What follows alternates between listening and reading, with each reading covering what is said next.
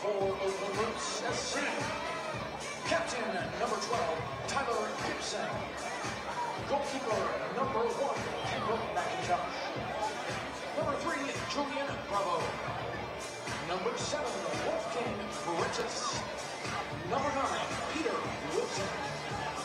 Number 10, Panos Palarakis.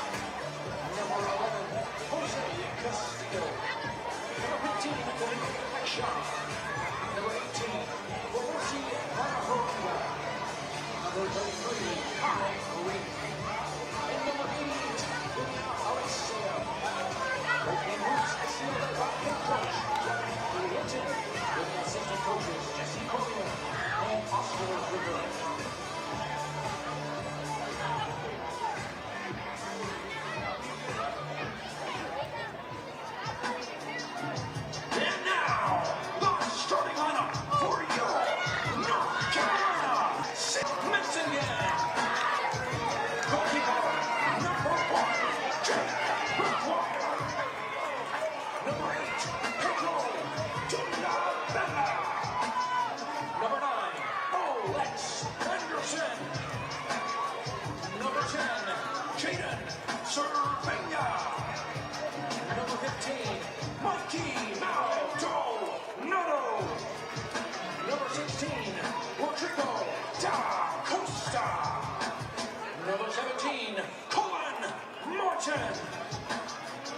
Number 27, Bryce Washington.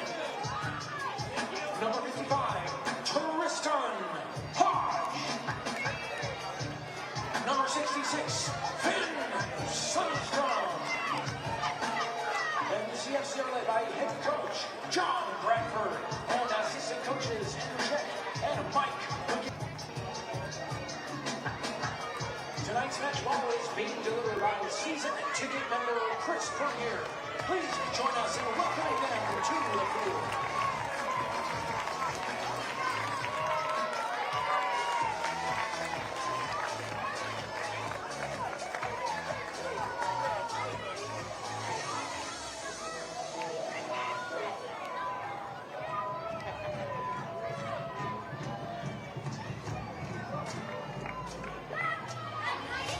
You're a celebrity now.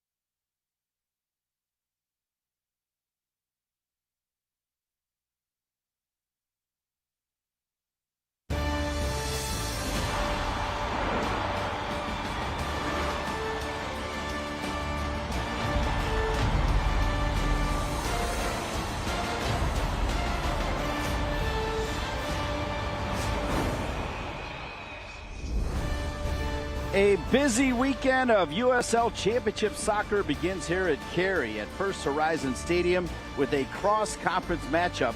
Tonight, North Carolina FC looking to build a winning streak and get their third straight league win against an in-form Oakland Roots side that have won 3 of their last 4. And they also want to get revenge from a 5-0 drubbing against North Carolina last season.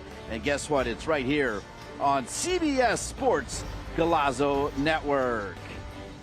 Delighted to be in Cary, North Carolina with the great Andrew Tate. I'm Dean Linke, and right now both these teams in pretty good form. Yeah, absolutely. North Carolina, the home team, ground out a good 1-0 win last weekend here against Orange County. That was off the back of a good road win in Pittsburgh. So they're coming up against Oakland Roots, who themselves come into it after a tough start to the season. They've won 3 of their last 4 and will feel like they've got something to avenge today. All along, North Carolina FC was built around the premise of adding academy players up through the system, and Finn Sundstrom has been outstanding for North Carolina FC. Yeah, number 66, Academy product from NCFC Youth. It's his first year as a pro, just 18 years old from down the road in Clayton. He's the oldest of 3 boys, and he is a player that John Bradford has put so much into this season. In terms of the pre-season, just a great attitude. He's grown into his frame, put a lot into the weight room, but he's a player good on the ball, tactically very good, and he's a player today that starts ahead of 2 wily veterans in Paco Craig and Connor Donovan. Then in the back 3, we'll need to keep an eye on Peter Wilson, number 9 for Oakland. Yeah, a little live right forward, the 28-year-old Liberian forward. Spent the best of 10 years traveling around Europe with spells in Cyprus, Moldova, Sweden, Poland, just to name a few. He's most recently signed from Norwegian club Yerev, where he scored over 20 goals in 40 appearances. And this season he's got 2 goals and 2 assists in his last 4 games. So he's got a hot streak, and that'll be a player that Finn Sundstrom will have to keep under wraps. Speaking of hot streaks, one of the best players, I think, in the league is that man right there, Mikey Maldonado. He does it all. Should be considered, I think, for the MVP. It's North Carolina FC, Oakland Roots SC, where the lineup's in the kick when we return. Hey, grab me one too.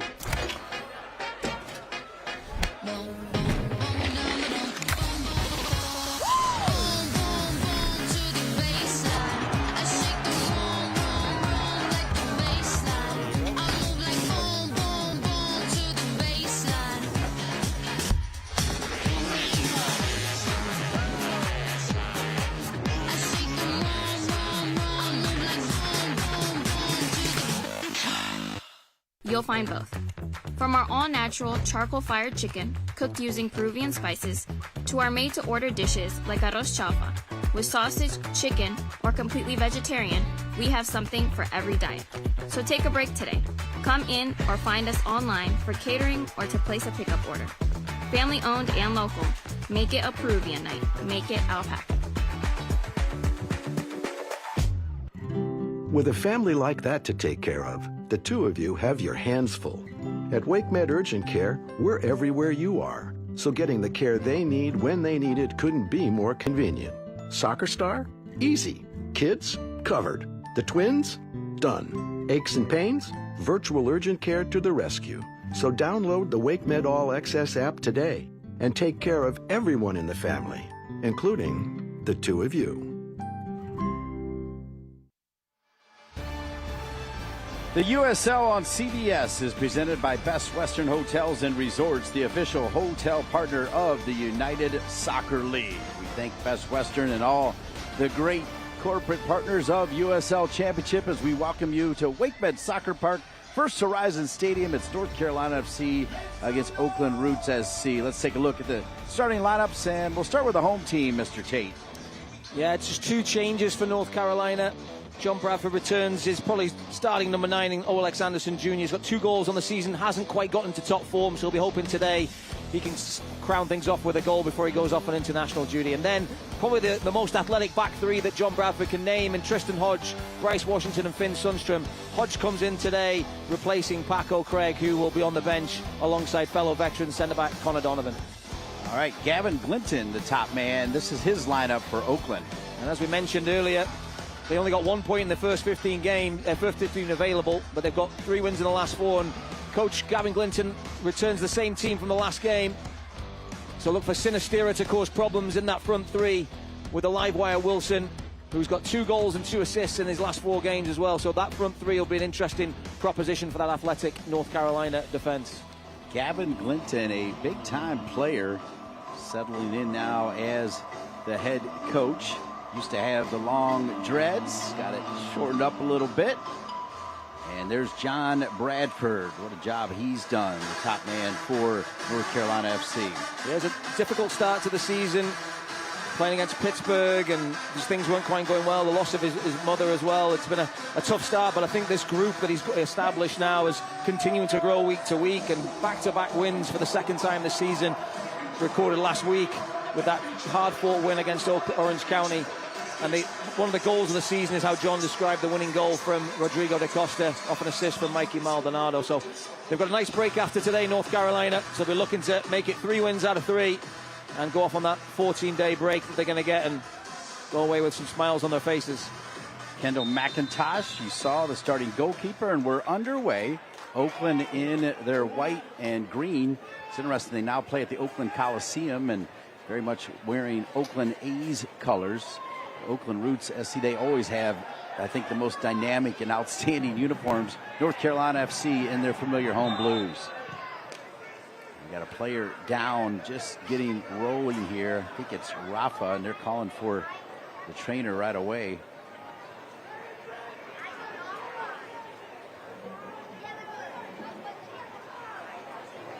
I did not see what happened. Let's see, here we go. It's Rodrigo da Costa. Colin Martin trying to play the ball with his foot. Incidentally, collides into the chest of Rodrigo da Costa. Not the start that the Brazilian was hoping for, and clattered by his own man. Luis Perez quickly warming up. I want to congratulate him and his wife. That's Louis down there, right? Yep. Yeah.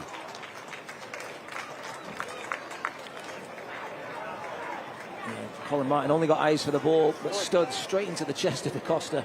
It's a painful one for the Brazilian. It's a lack of communication from the home team there. Thankfully, da Costa's up on his feet and looks like he'll be returning to action shortly.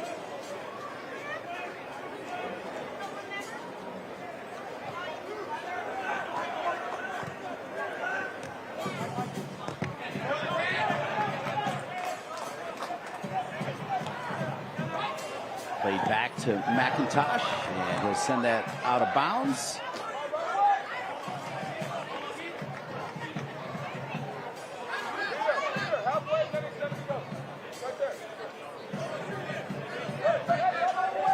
Jaden Cervania has had to carry some heavy shit. There's Luis Perez. Congratulations to him and his wife. Just had a baby girl.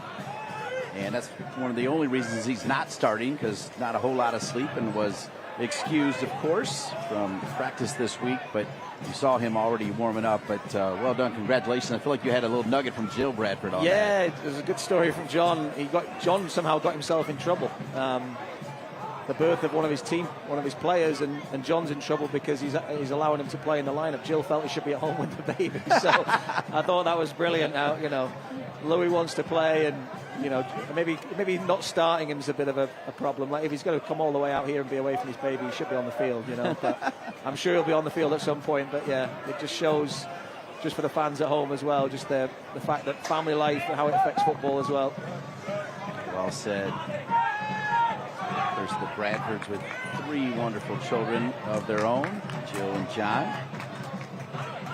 Bello gets it back to Cervania. Cervania, I was starting to say, filling in for Ezra Armstrong, who is going to be out for, could be the rest of the season. I mean, hopefully he can recover, but a broken foot, not that easy.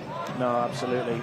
Those are real difficult ones. We saw him walking without a boot down here, which I was kind of surprised at. It's just one of those you can't take a chance with. The foot's kind of an important part of the body, Dean, when it comes to football. But credit to Jaden Cervania, right? I mean, the fact that we haven't really talked about his absence, a player of Ezra's quality. The back-to-back wins for North Carolina, and that was the first time I'd seen him. You kind of forget that they've got a player like that who's such an impact player, and he's out right now. So North Carolina rolling along without him as they need to. So well said. Cervania, known to be an attacking type player, has done the defensive work as part of this 3-back system, and what a great job the entire defense did to put a lockdown in the last game, going with sometimes 6 in the back just to get that 3 points. Yeah, and I talked with John Bradford just about that. When we were watching that game last week, they got that goal right on half-time, kind of against the run of play. But second half, once he made those subs, to try and freshen things up, and had that bank of 5 or 6 as we talked about, and then the 4 in front and Luckhurst up top, it was a really great way to close the game out in kind of a comfortable fashion towards the end. Mikey Maldonado over to Colin Martin. Colin was on the bench for over a month, but has gotten back into that lineup. Good chance early as Olex Anderson making the near post run. McIntosh got a haul on it. Kept alive by Cervania. Rodrigo da Costa looks to be okay. Bella. Cleared out. Pretty good start here for the home team, North Carolina FC. As I say that, it'll come all the way back to McIntyre.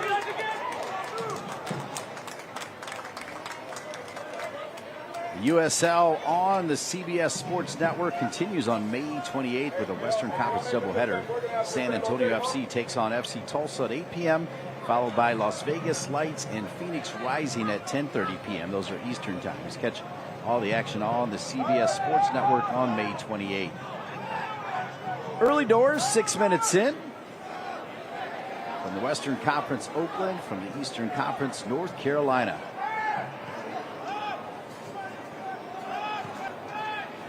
Cleared out of there. Green.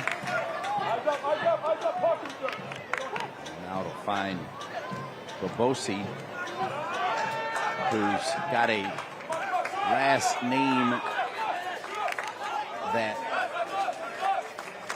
I've been doing this a long time, but I've got no idea. So Bobosi it is. That's his first name. Suddenly got a Brazilian name change. He just goes by one name. Here's Hackshaw. He's a player that we both like. Veteran player, strong, tough, can hit a good ball like that one. Yeah, he's a player I'd stay away from on the field, Dean, if I was playing against him. Uncompromising. Sundstrom with a decent hip check.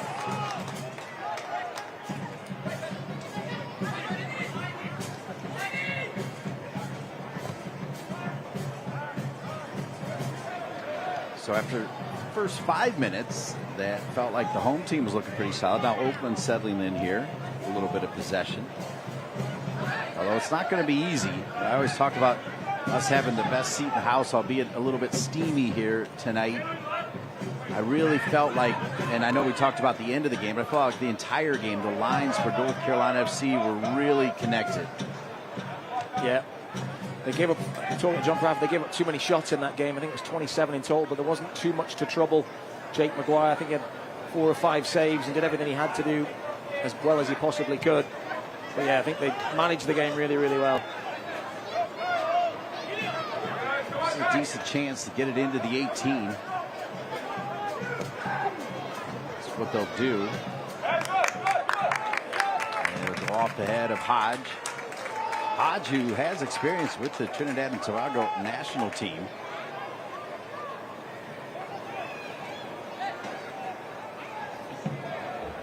Yeah, 30 years old, another veteran. I didn't realize that, you know, just the veteran leadership that they have, North Carolina, in that back line now with Paco Craig, Connor Donovan, and Tristan Hodge. So John's just got a lot of options in that back line to be able to rotate and get the best back three out there. Like I said, today he's gone with the more athletic three of Sundstrom, Washington, and Hodge to try and combat the live wires of Sinistera, Wilson, and Armanakis.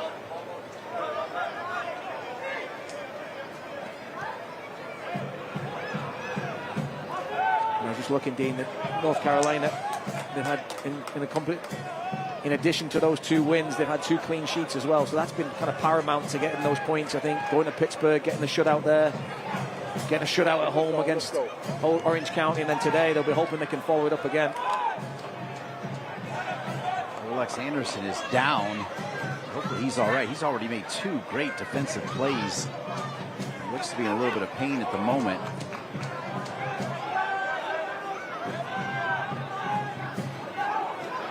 Hodge. Now Cervania.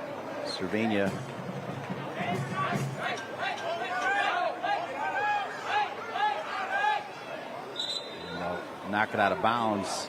Now Olex getting up. They have not sent a trainer out just yet.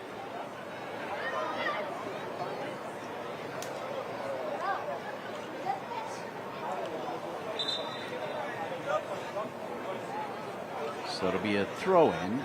Expecting fair play here from Oakland to give it back to North Carolina FC.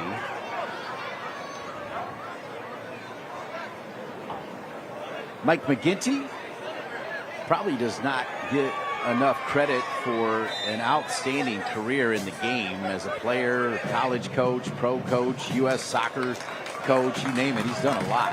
Yeah, I remember getting to pick his brain a year or so ago, talking to some fellow goalkeeper coaches, and just his knowledge and breadth of experience was fantastic, and his perspective really got an insight to the mind of the man, and just a high quality character. I learned yesterday in a conversation with a player that I've already mentioned, I love, Mikey Maldonado, and it was actually Mike McGinty that noticed him early. Mikey Maldonado didn't really play in high-level club soccer, played in high school and knew he wanted to be a pro, actually worked at Amazon out of high school and kind of didn't give up on the dream, kept showing up for tryouts and eventually was spotted. This is trouble here as McIntosh has it.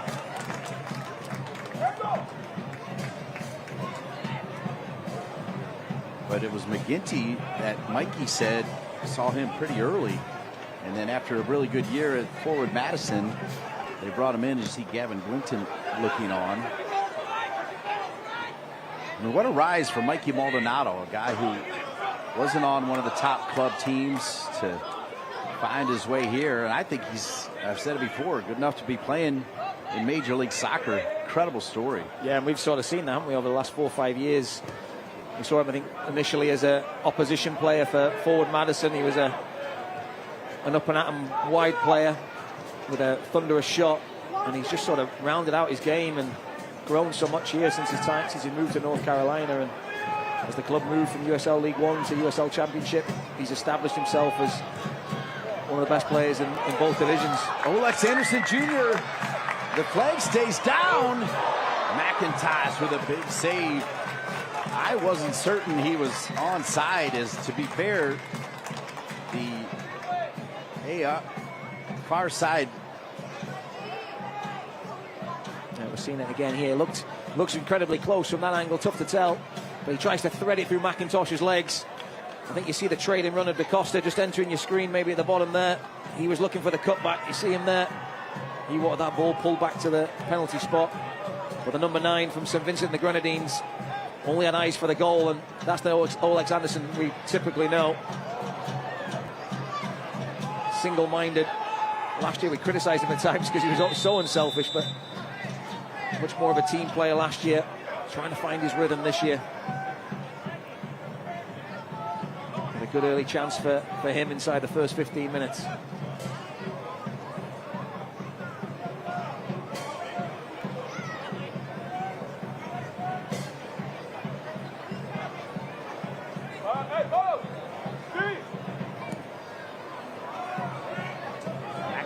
Strong legs, sends it a long way. Rafa Menzigan wearing the captain's armband.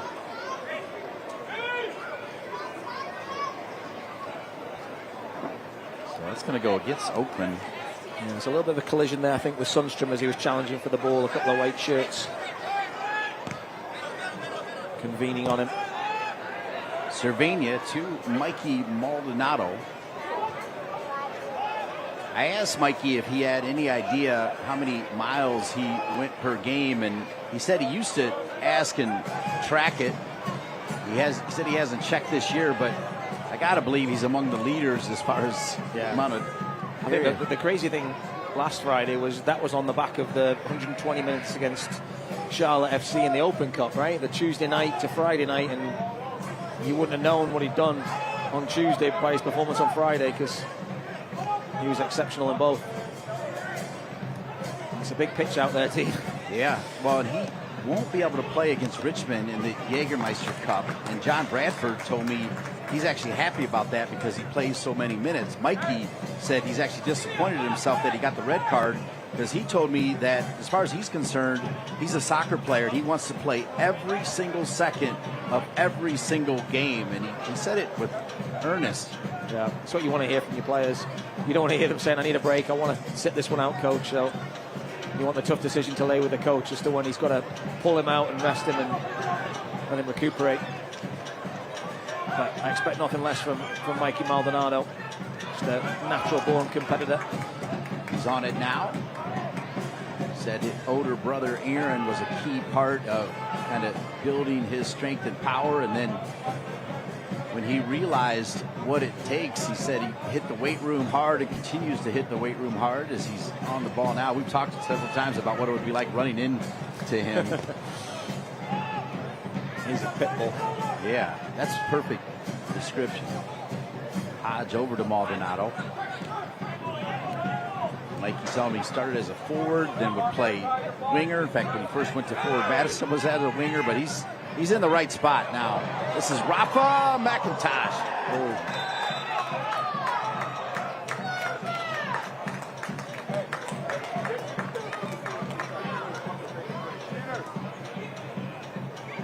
See it again. It's a great ball from Savania.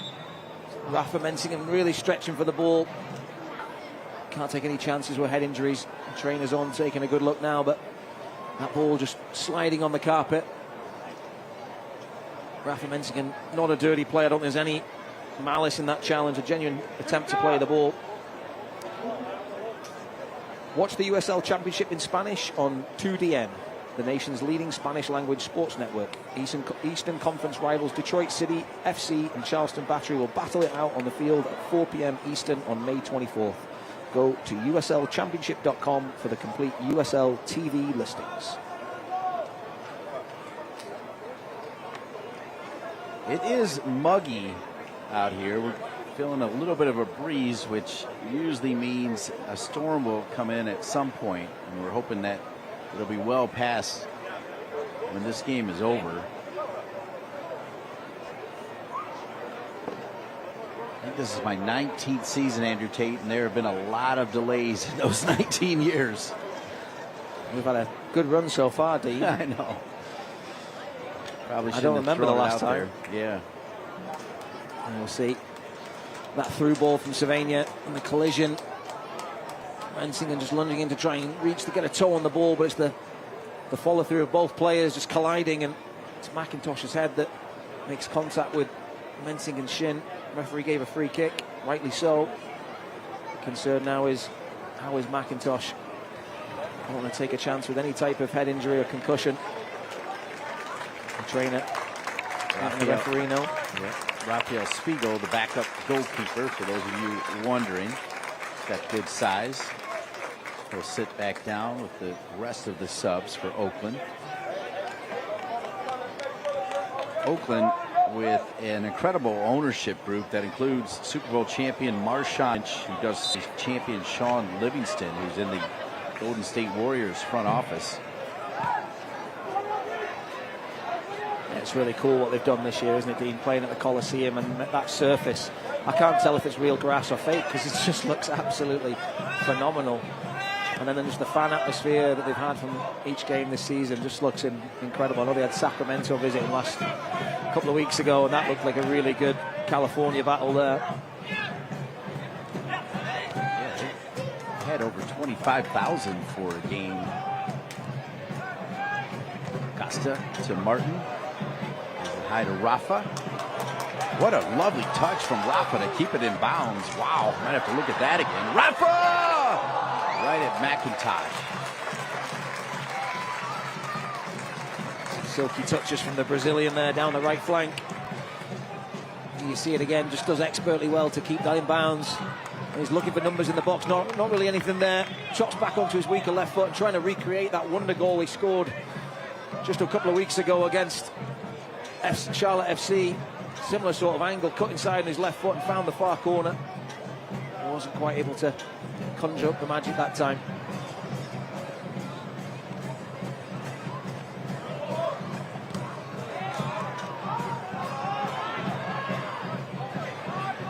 Washington will head it back to McGuire. Team of the week. McGuire.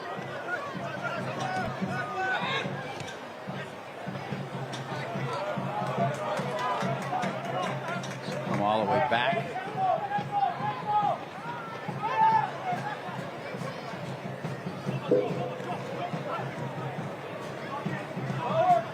NCFC will be back home to face Louisville City FC on Friday, June 20th at 7:30 p.m. Join us in honoring the Juneteenth holiday by celebrating freedom. Hang on. Oh, so close. Rodrigo da Costa said, I am not worried about what's happening on June 20th. So close to making a 1-0. He found himself in acres of space. He's watching the big screen now to see the replay in the stadium. It's a great first touch. Just finds himself in oceans of space. It's a great little ball from Bryce Washington, who steps in front of Wilson. Good first touch, and then he knows the defenders are converging on him, but he tries to find that bottom right corner, but just pulls it. Another good chance for North Carolina. Costa with the game winner against Orange County 1 week ago, right here at WakeMed Soccer Park, First Horizon Stadium. Let me just finish that up. June 20th, Louisville City will be here as they'll celebrate Juneteenth. Tickets are available at tickets.northcarolinafc.com. 22 minutes in, Hackshaw. More and more teams, Andrew Tate, are going with the 3-back system. I feel like we've seen more this year than any year. Yeah, it's a popular system these days. Just the old 4-4-2, the old English. Very simple, sort of a thing of the past now. And there's possession, then there's formations in possession, out of possession.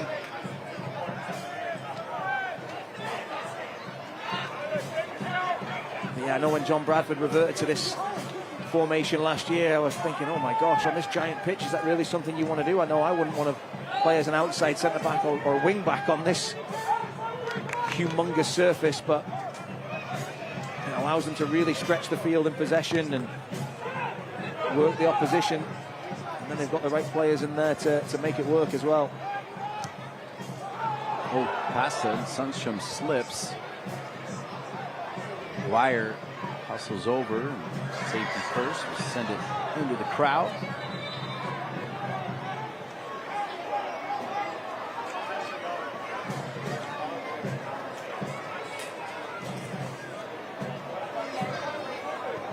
Midway through the first half, your take on both teams so far, Andrew? Sort of par for what I was expecting with the weather, Dean. I think they're both kind of conserving energy at the moment. We're standing here sweating, so we can only imagine how hot it is down there on the pitch. I think for Oakland, they'll be just happy that it's 0-0. This time last year, Dean, they were 4-0 down at half-time, so a better start for them. They'll be looking to be solid. It's not their game to go and chase, I don't think. I think leave here with a point, I think they'd be satisfied. So they've given as good as they've got right now, but the front three of Wilson, Sinistera and Armanakis haven't really got involved, so that'll be something that Coach Gavin Glinton will want to change. For North Carolina, it's the case of finding the back of the net. Costa back to Sundstrom. Great to be alongside Andrew Tate. I'm Dean Linke. We say hello to each and every one of you on CBS Sports Galazo, especially those out in the Oakland area.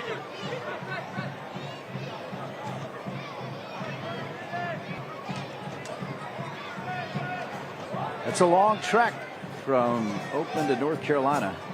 Yeah, we saw it last Friday with Orange County. I think it was sort of the leveler. North Carolina had played on the Tuesday night and gone to extra time. Well, Orange County had a week to prepare, but it was that travel from California. I think they took their energy and zest for the game out of them. Cervania will get it back to Hodge. Now Mikey Maldonado. A bit too slow at the moment for both teams in possession.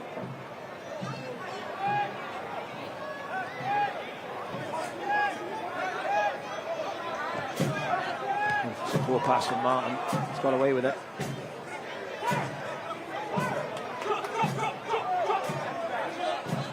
Bella, Costa, now Cervania.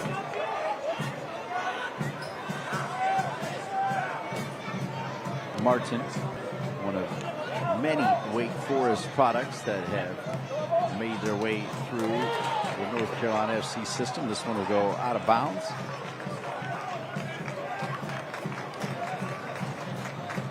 NCFC Youth Small Recreation Recreation registration is It's better play from North Carolina, though. That's something that I think they had to. We saw it with the goal that they scored last week. Just good ball movement, getting a play into a good area, and then finding the finish. Don't have the athleticism in the team that they usually have. Select is proud to be the official match ball supplier of the USL Championship. From the academy to the big leagues, Select is there every step of the way. Visit us.select-sport.com for the latest Select products, specials and more. Select, the player's choice. No score, 26th minute, North Carolina FC. Olex Anderson Jr., he has an extra gear. He puts it into motion there. It's knocked out of bounds. It'll be a throw in for the home side, North Carolina FC. He's feeling the effects of that strong tackle from Kai Green. He's trying to put the afterburners on, but Green gets the ball, and then classic centre-back's tackle. Gets some of the man as well. Full-blooded tackle. And Anderson slow to get up for the second time tonight. Yeah, we mentioned Hackshaw. You put Green and Hackshaw together, these center backs are two of the top defenders in clearances, 62 and 61 respectively coming into the game. Mikey Maldonado with the great throw-in. I asked him about the throw-in, and he said the other sport that he played was basketball. And his father was really big into basketball as well, and feels like that's kind of where he developed the ability for the throw-in, the long cross-court passes type thing. He's got a great throw-in. I'll say if that was his technique at shooting, Dean, then he and I are very similar. No. I think he was a pretty good basketball player, actually. And he's not a very big guy. He's just a phenomenal athlete. Good, strong center of gravity, right? Yeah. Point guard.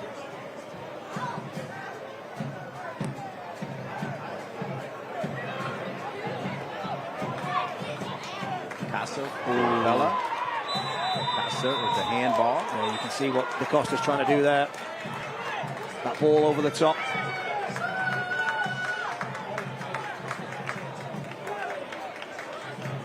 I think DaCosta feels that was a deliberate handball because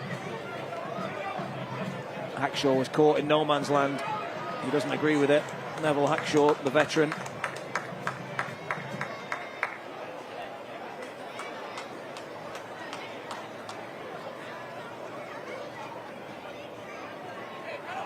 There's a promising opportunity for North Carolina. The back line for Oakland was high and static. You see a little lift. Oh, I think that's harsh, Dean. It's down by his side. If it hit his right hand, I could probably agree with that. I agree very with harsh you. on the Roots player. Has been assessed to Oakland, number 15, Neville Hackshaw, in the 28th minute. I do not think that merited a yellow card.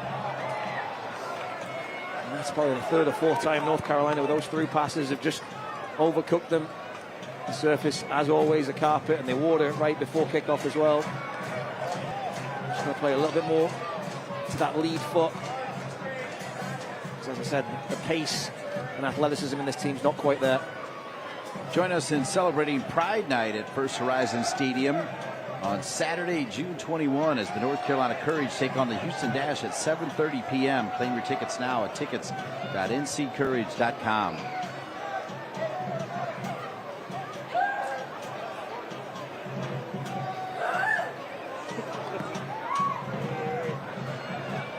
McIntosh sends it a long way. Good pressure there from Cervania, causing the turnover. So Maldonado's going to grab it. Maldonado and Cervania, roommates for the last couple years. They actually played against each other as kids in the Texas area and apparently would go at it. And so Mikey found a little humor in the fact that they're now roommates. A few free kicks would have to be given in those challenges, Dean.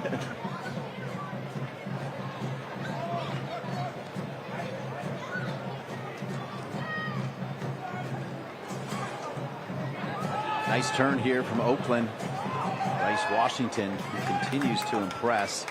Maldonado, brilliant dummy, leaves it to Dolabella. Dolabella will go off to Hackshaw. It'll be a throw in for North Carolina FC.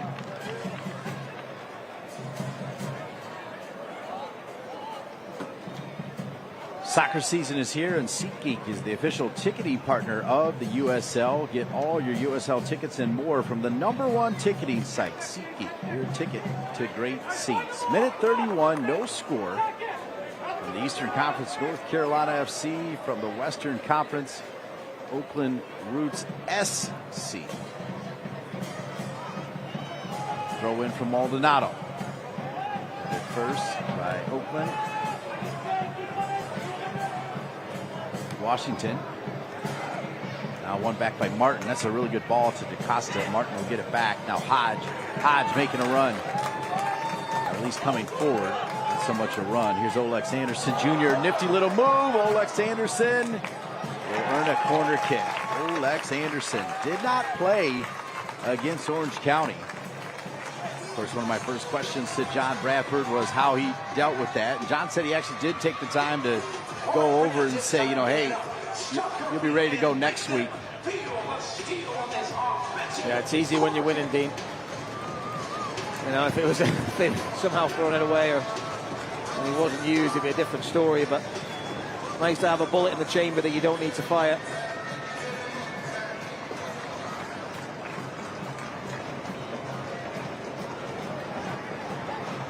So here's Maldonado. Pretty good ball near stick. Colin Martin slips just as he was getting ready to rip it. Maldonado sends it far side. Dolabella off his head. Hackshaw, a little bit of a hip check. Clears it all the way back to Rafa. Rafa will touch it to himself. Rafa has looked sharp. Now he'll change it to Maldonado. Yeah, that captain's armband has not slowed him down at all, has it? No. Oh. Olex Anderson Jr. looking for another handball there from Hackshaw. Dolabella, DaCosta, McIntosh is down. Maldonado steps over it. Great move. Cervania, pretty good move on his right foot. And it's an own goal. But how about North Carolina FC?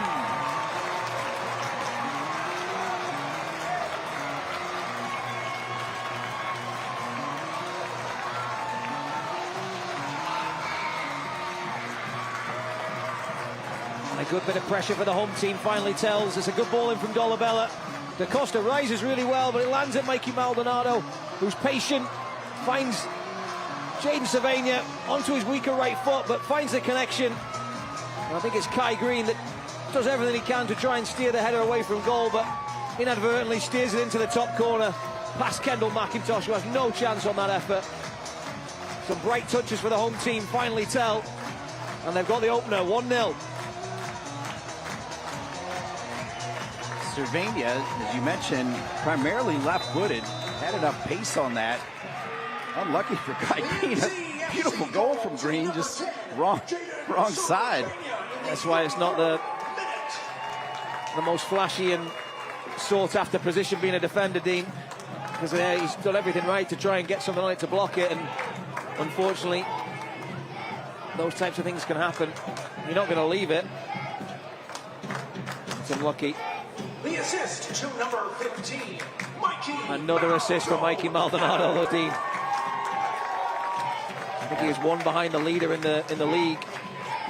I'm serious about MVP, and you know, I think it's right to look for the MVP from the teams at the top of the table, but 3 points here, and North Carolina FC can put themselves in fourth and walking up on the top teams. Yeah, very rarely would you see a holding midfielder win the MVP, but he does so much for this team, Andrew. Yeah, exactly. And you talked about the back three, and you know, he's not really holding. We saw him in the right-hand corner, right? Like, he does the defensive side of the work, he does the dirty work, but then he's going forward. And I talked to John Bradford, and we talked about a lot of the time, it's get the ball to Mikey and then let him create something, let him conjure something up, whether it's a throw in, a corner, a free kick, or as it was just then or last Friday, it was, you know, that all-important final pass. He just picks the right option at the right time, more often than not.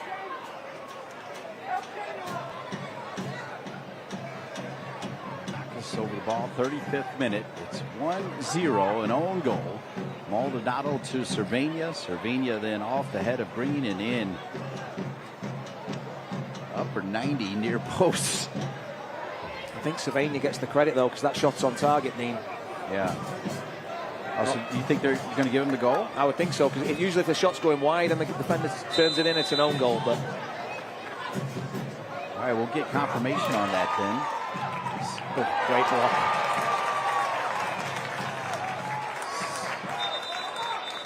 Hodge that's down there, sacrificed his body there. I can't tell what he's holding. Is it his chest, his head? The referee stopped the game, so I would think head, but it's a good look at goal for Oakland Roots. Haven't had much by way of goalmouth action at that side. It's Prentice with the strike, catches it super clean. Shot to the kidneys, it looks like there, Dean. That was a sore one.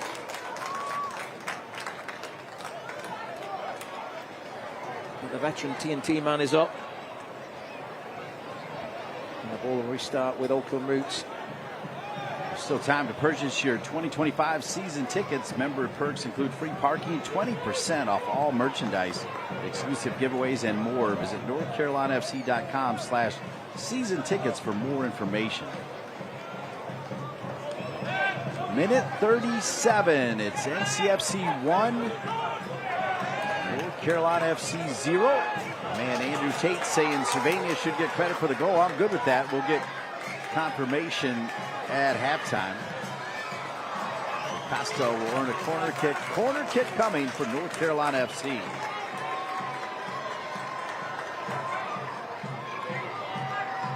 Can't watch the match? Turn on Sirius XM FC 157, North America's only 24/7 source for engaging soccer talk, including USL All Access on Tuesday nights. Plus, hear live matches from the USL, MLS, Premier League, and more. All on Sirius XM FC 157 and the new Sirius XM. Corner kick coming. DeCosta. McIntosh punches it out. Well-timed tackle from Sylvania. It'll stay with Oakland. As Oakland now in transition, putting something together. A little bit of a collision there, and they're going to bring it back. And Martin's going to get a yellow card. Wilson's in a lot of pain. Not quite sure what the contact was, but just a body check. Maybe there's a right into the upper rib cage there. A yellow card has been assessed. It's a good call from the referee. Martin does nothing to get out of the way. Stops the counter-attack for Oakland and picks up the yellow card. It's the first time I've really seen Wilson in a dangerous position. But Martin's going to have to be careful now. Coach Glavin Glinton probably trying to express that that's more of an orange card than just a yellow. Kind of taking one for the team. Well, it's interesting. I did talk to John Bradford about Martin. When he does get a card, it seems to be at the right time, you know, like he knows when to make the I guess what they call the professional foul, right? Yeah. It's not one for talking back or kicking the ball away. Yeah, none of that. No, he's a good pro. He knows what he's doing as well, Dave. Indeed.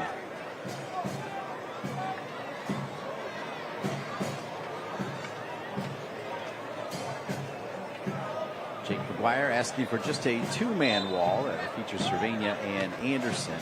Tossed over. Oh, wow. What a great ball, and almost 1-1. Flag was up, though. It would not have counted.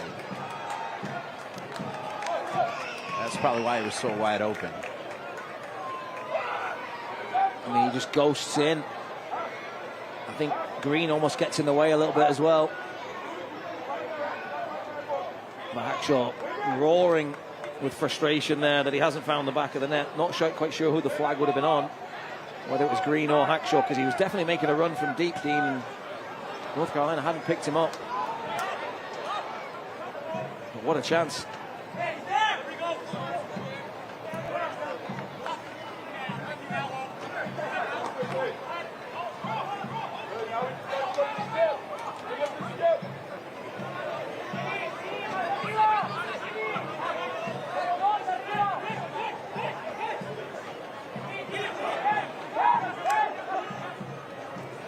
Minute 41. played in the middle. Switch there by Babosi.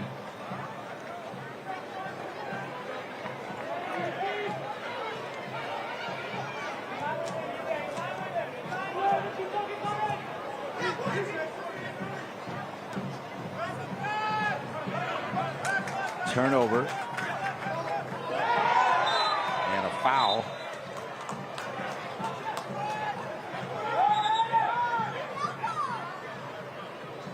And Hackshaw's on a yellow card as well, Dean. Another man that's got to be careful.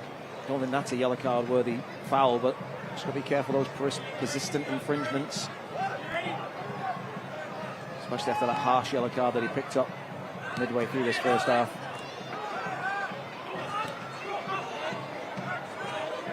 When North Carolina FC scores first, they're 4-1-1. They've won their last 4 games when they scored first. Oakland, when they concede first, they're 1-4-0. They did come from behind in what was a colossal mistake from San Antonio as Oakland gets the win. Washington. Wilson showing some pace there. That's what we've come to expect from him through the first 8-9 games of the season.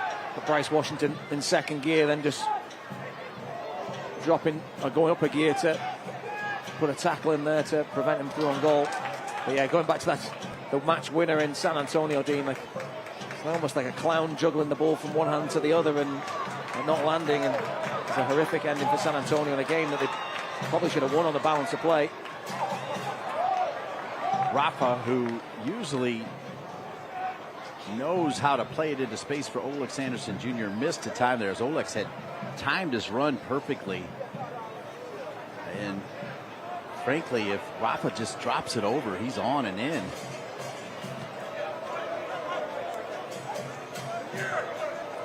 Big long run he had against Charlotte FC, but then the break to be able to recover and rest, and he needs that. He's such an explosive player that you can't have him out there when he's not 100%. So to get the little break and still get the 3 points was vital.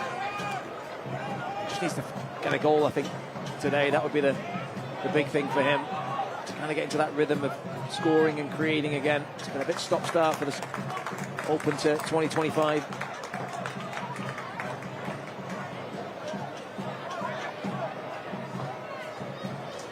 Olex Anderson Jr., Fans don't miss fan NCFC's favorite. next home match as they take on Louisville City FC on Friday, June 20th at 7:30 p.m. for Juneteenth night. Get your tickets at tickets.northcarolinafc.com.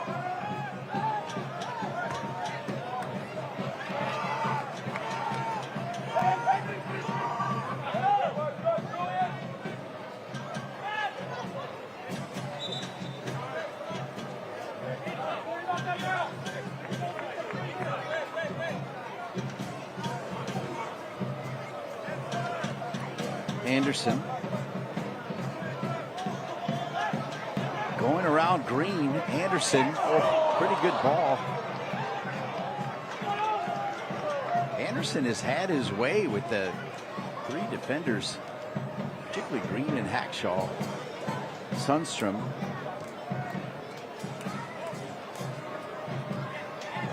He was close to top speed there, Dean. I think sometimes he gets that ball caught under his feet and that negates the real electric pace he has, but there showing a clean pair of heels to Green.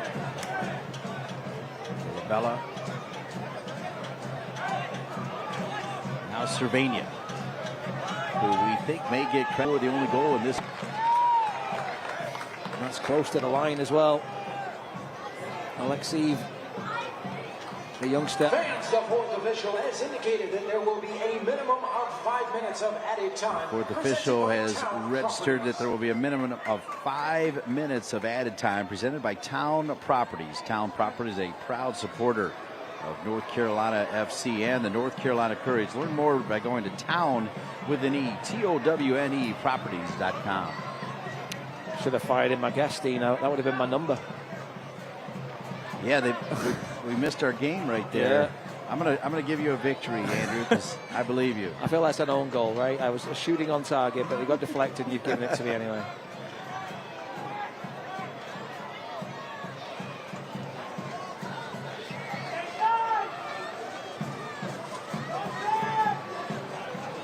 got Mikey Maldonado written all over it, Dean. It really does. He wants it too. Sinisterra looks very close there. I know he's only short, but he looks a yard closer than the rest of the Oakland players. Oh.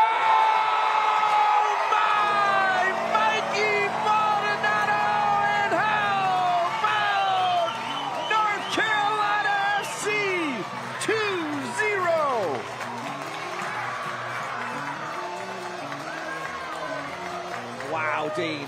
Wow. The man is having a moment. What a strike. It starts about 2 yards outside that right upright. And he just catches it so sweet. Straight out of the laces. Top corner. No chance McIntosh. Mikey, the man of the moment, Maldonado. He creates them and he scores them. 2-0 to the home team. Right on half-time again.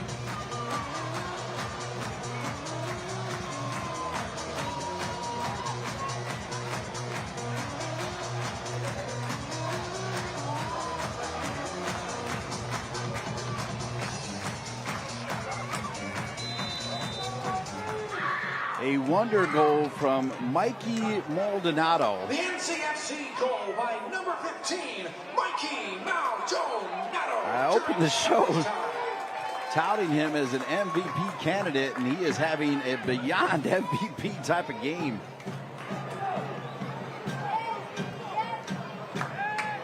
Now he's making a run in behind. Rafa gives him a little wave, sorry.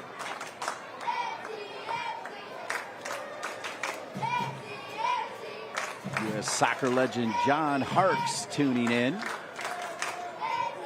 He had great success with Greenville. Now back in Virginia working the youth system. Would not be surprised to see him back on the sideline for a pro team somewhere sometime soon. So it is officially a goal for Cervania as well, as McIntosh has it. You almost want to give Cervania the assist for that goal, winning the free kick on the edge of the box, team. Yeah, those two, a good game. The roommates hooking up. Maldonado rolling it to Cervania for the first goal, and then Cervania winning the free kick that Maldonado dispatched us in the top corner.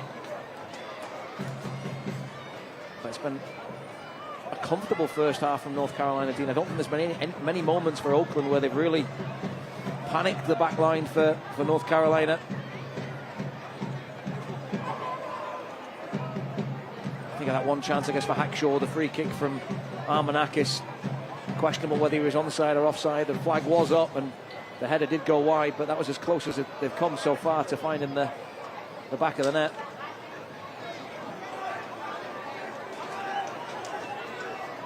The best in the business, Greg Rakestraw, the longtime voice for Indy 11, kind enough to save me a visit down the steps to confirm Cervania. You had it right, Andrew Tate. I didn't doubt you for a second, by the way. Here we go. Anderson, the road runner. Beep, beep. Here he comes. Anderson. Maldonado.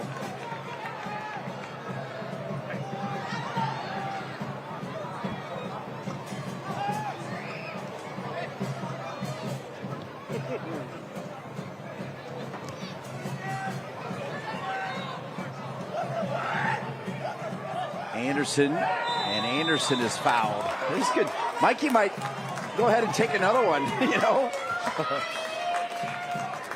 And Gavin Glinton used to play here at Wakemed Soccer Park for the Railhawks, right, Dean? And it's not been a very enjoyable place for him these last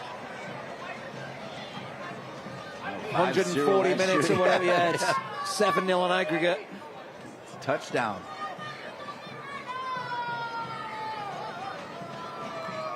Mikey Maldonado, you got to believe Natalie and his father Mondo in the San Antonio area were jumping up and down. They were here for game number 1 of the season. And when this team won USL League One a couple years ago. They were here for the semifinals and the finals. Tight-knit family. So proud of Mikey Maldonado. This time, Costa will give it a rip. Love that. Maldonado waving his arm at Costa. That is going to be the end of the first half. Impressive performance from North Carolina FC. Cervina with one and Maldonado with a golazo. The halftime score, North Carolina FC 2, Oakland 0.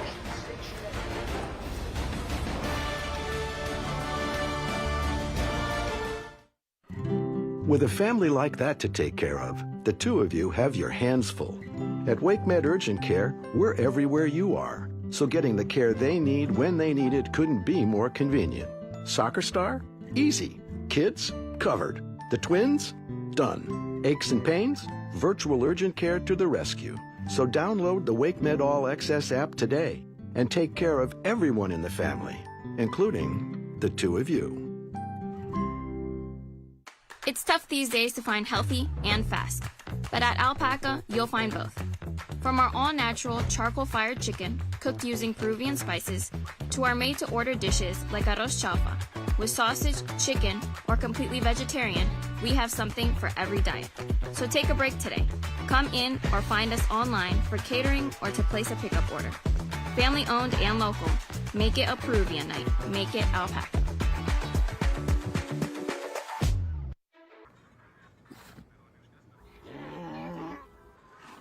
Hey, on the mountain we've got a saying. Get off your...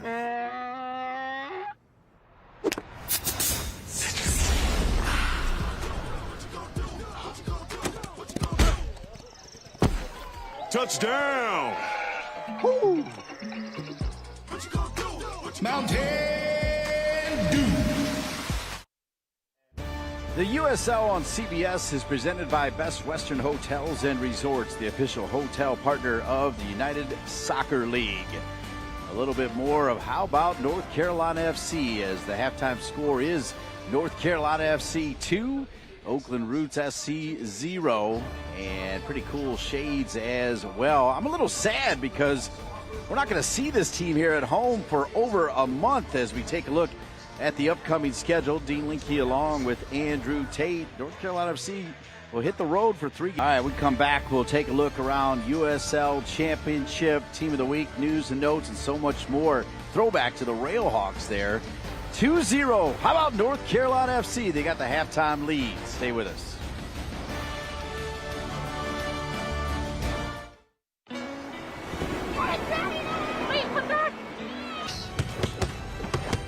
Trusted for over 100 years. Tiger Bomb's proven herbal blend tames pain with the strength and speed of the tiger so that you can rise above pain. Let's make a Karate Kid. And get back to living. This is the way of the tiger.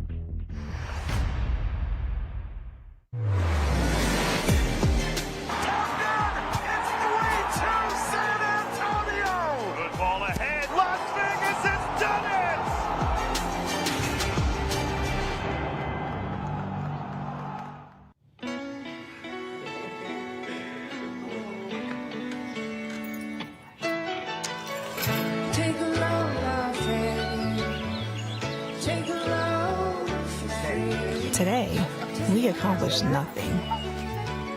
I mean it, not a thing. And it was kinda everything. Stay 3 nights this summer at Best Western and get $50 off a future stay.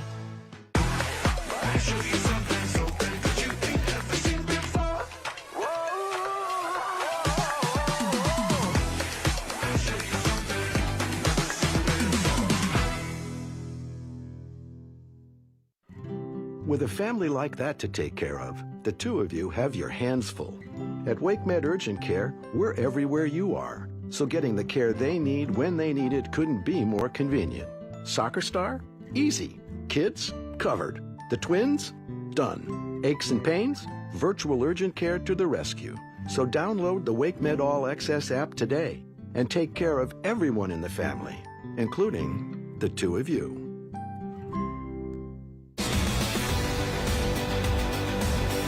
this week on USL All Access. One, Knoxville's new head coach, Ian Fuller, is off to an undefeated start in the league. He joins us to talk about all the good things going on in Knoxville. We'll also talk about a disappointing week in the Open Cup for the USL Championship, including what's wrong in Tampa Bay. It's all coming up this week on USL All Access on SiriusXM FC.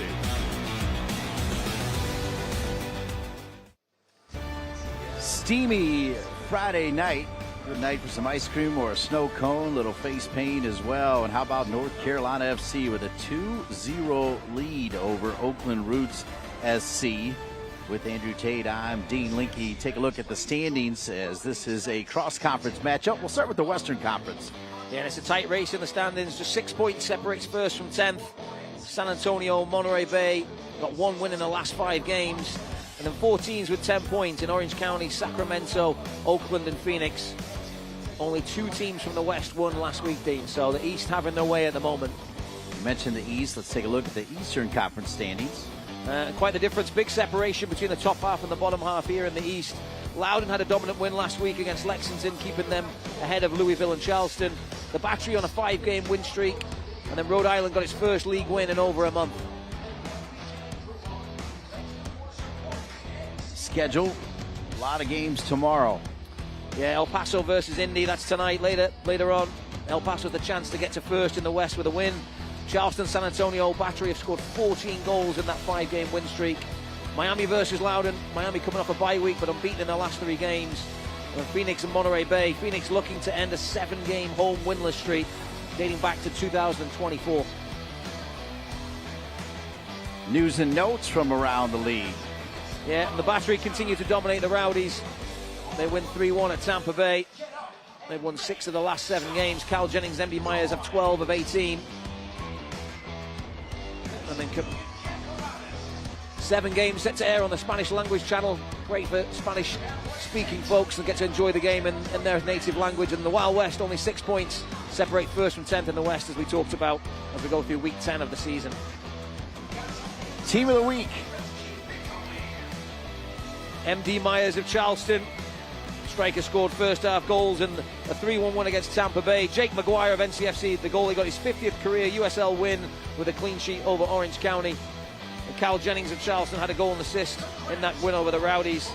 Abdalif Abakura, Florian Velo, Keegan Tingy of Loudon in that 5-1 win. Credit to the coach of the week, Pat Moduka of Phoenix Rising. Congratulations to all those involved in the team of the week. When we return, we'll show you both goals, including a golazo from my main man, Mikey Maldonado. How about North Carolina FC? They have a 2-0 lead at the half. It's tough these days to find healthy and fast, but at Alpaca, you'll find both. From our all-natural charcoal-fired chicken, cooked using Peruvian spices, to our made-to-order dishes like arroz chaufa. With sausage, chicken, or completely vegetarian, we have something for every diet. So take a break today. Come in or find us online for catering or to place a pickup order. Family owned and local. Make it a Peruvian night. Make it Alpaca. With a family like that to take care of, the 2 of you have your hands full. At WakeMed Urgent Care, we're everywhere you are. So getting the care they need when they need it couldn't be more convenient. Soccer star? Easy. Kids? Covered. The twins? Done. Aches and pains? Virtual urgent care to the rescue. So download the WakeMed All Access app today and take care of everyone in the family, including the 2 of you. Friday night soccer in Cary, North Carolina. North Carolina FC with 2 outstanding goals. They have a 2-0 lead with Andrew Tate. I'm Dean Linke. Let's go to work and show everybody the highlights, including 2 spectacular goals.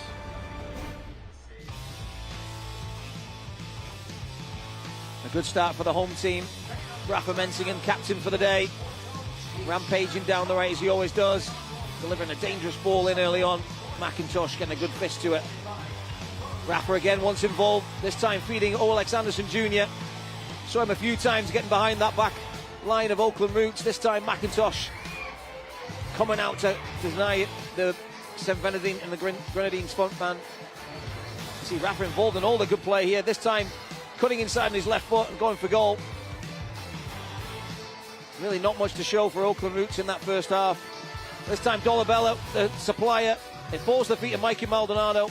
Good patient play from him, who finds Savania. Jinks onto his right foot, unleashes that thunderous right foot shot. He's weaker of his 2 feet, I might add. And Kai Green, unfortunately for him, trying to steer it away from goal. Puts it in the top corner and out past the outstretched hand of McIntosh. Oh! That's the one you're waiting for, Dean. What a strike from Mikey Maldonado, right on half-time. Wow, it looks even better the second time through. It was Savania, the man who won the free kick, and Maldonado just dispatches it in the top shelf. And it was the Maldonado half, wasn't it? But what a first half for the home team. Really in control. Wasn't explosive, but they had most of the play. And Oakland, not even a shot on target. No corners. Nothing really positive for Gavin Glinton at half-time. He'll be looking for a reaction, but the Oakland Roots players walking out now. Doesn't look like they've got much fire in their bellies at the moment. You see the home team getting together in that huddle. They know the job's not done. They'll be looking to go and get a third and a fourth and kill this Oakland Roots team. Is that true, Dean? Sunday is my birthday, actually. Up on the big screen. There we go. I want to thank Emily Hunter Valencia. Check that out. I didn't catch it in time, Dean. Tonight, we invite you to please stand if you are able. 21 still. That was nice of Emily to do that. Looks like some changes here for Gavin Glinton in Oakland.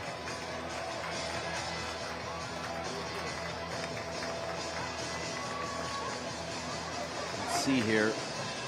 Confirm the changes as number 25, Jürgen Damm, born in 1992, a few years after me. I think 2 changes, Dean, as well. Another man who you might struggle to first half, didn't he, Dean? That slightly concerning.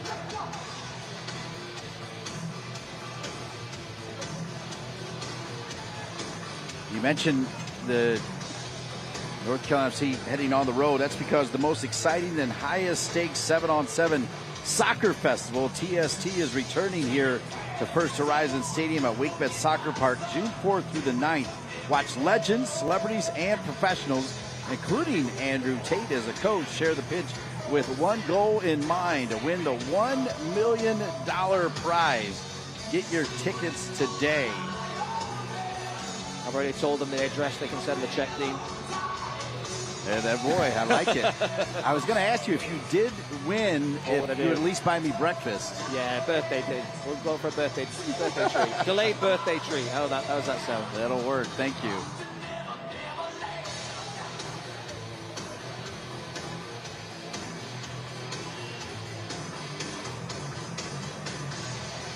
Wow. I mean, just lacing up the boots right now for Spigo is a bit of an issue. Yeah, that's the concern for me, Dean, is this was not planned. Obviously, going at half-time, you sit down and some of these symptoms must have hit McIntosh pretty hard. Now a drink of water. Substitution for Oakland in the 46th Martin. minute. Leaving the game is Sundstrom. Over to Bryce Washington.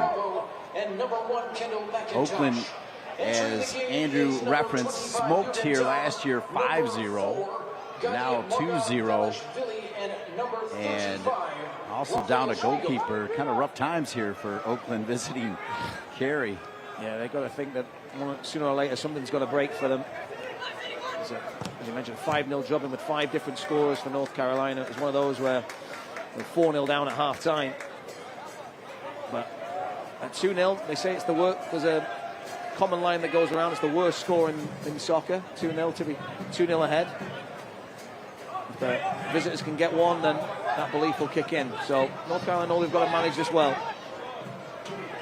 Wilson, who showed some flashes of brilliance in that first half.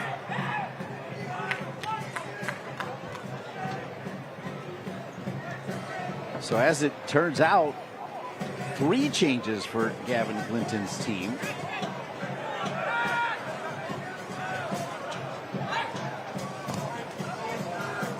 Played into space. Sundstrom is there. And it's knocked out of bounds. Oh, they're actually going to give it to Oakland. Sundstrom not complaining, so it'll be a corner kick, Oakland. All right, fans, get loud and help us chant. Keep it out on this defensive corner kick.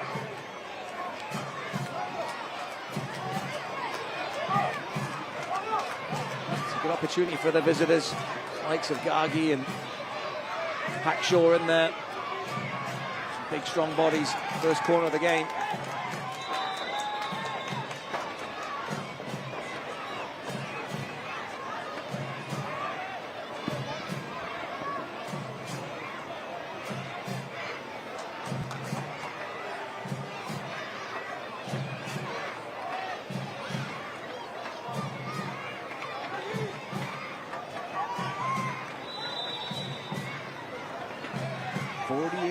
Corner kick all the way through. Prentice will run it down. Prentice, far post. Bella with the clearance.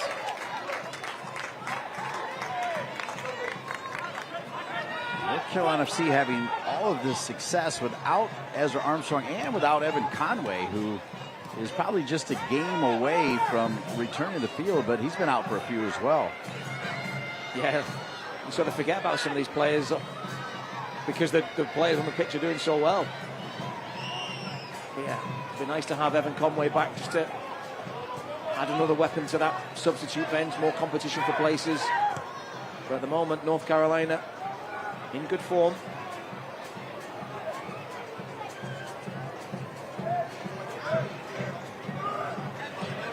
Of course, reminding you that because it was a concussion sub, they still have 3 subs available.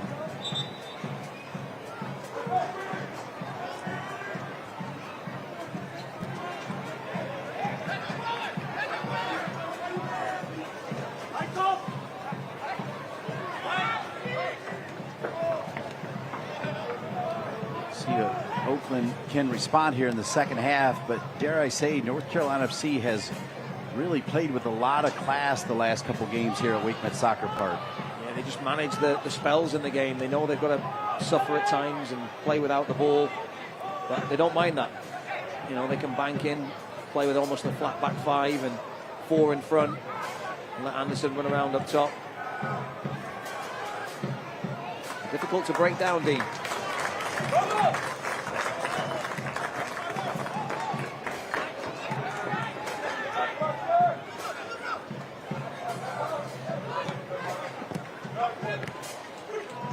Good trap by Dolabella. Here's Martin. Cervania. There's the power of that left foot. Wow, pretty good ball. Almost found Rodrigo da Costa. Dean, I was getting ready to bring that all the way back to young 18-year-old Finn Strömstrom's back heel back there in the build-up. What a goal that would have been. John Bradford talked about the goal last Friday that won them the game, being probably the goal of the season for North Carolina. That one would have been right up there. Started with the right centre-back, works his way out to the left flank. Cervania almost finding Da Costa. Good move from the home team.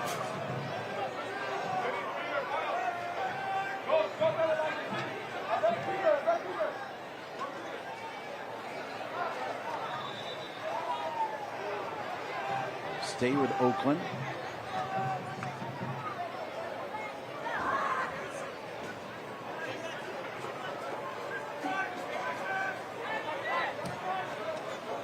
Long ball handled by Sundstrom. Look at Maldonado doing it all. Oh, as I say that, he turns it over. A rare turnover from number 15. Long distance shot. And required as well to get down and handle it. That was not an easy ball to handle. It had some spin and swerve on it. You mentioned the word spin there, Dean. Can you explain to me why people call it English? I've never really understood that. Oh, yeah. I feel like, I don't know if I can explain it.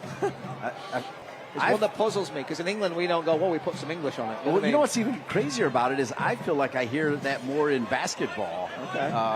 Which is not that big in England either, right? No. Yeah.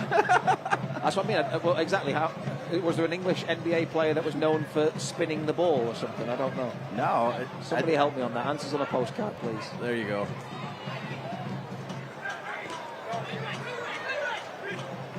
I think that was a great question. Because I get ridiculed for some of the sayings and things that I pull out, and I can't explain them, Dean. But that's one that I wanted to understand. I did not help you. I'm so sorry. It's all right. I've said it forever because I've heard it forever, but I'm kind of like you. I'm not quite sure where that came from. I mean, when I say it, I picture a guy that you won't know. I think it works because we're talking about Mikey Maldonado so much. The great George Gervin would always put a little bit of English as he would drive to the basket, incredible finger roll, and then they would add in the English on top of it. That's the best I can offer you right there. I'll have to ask Alexa later on, I think. See if she's got answers for me. There you go.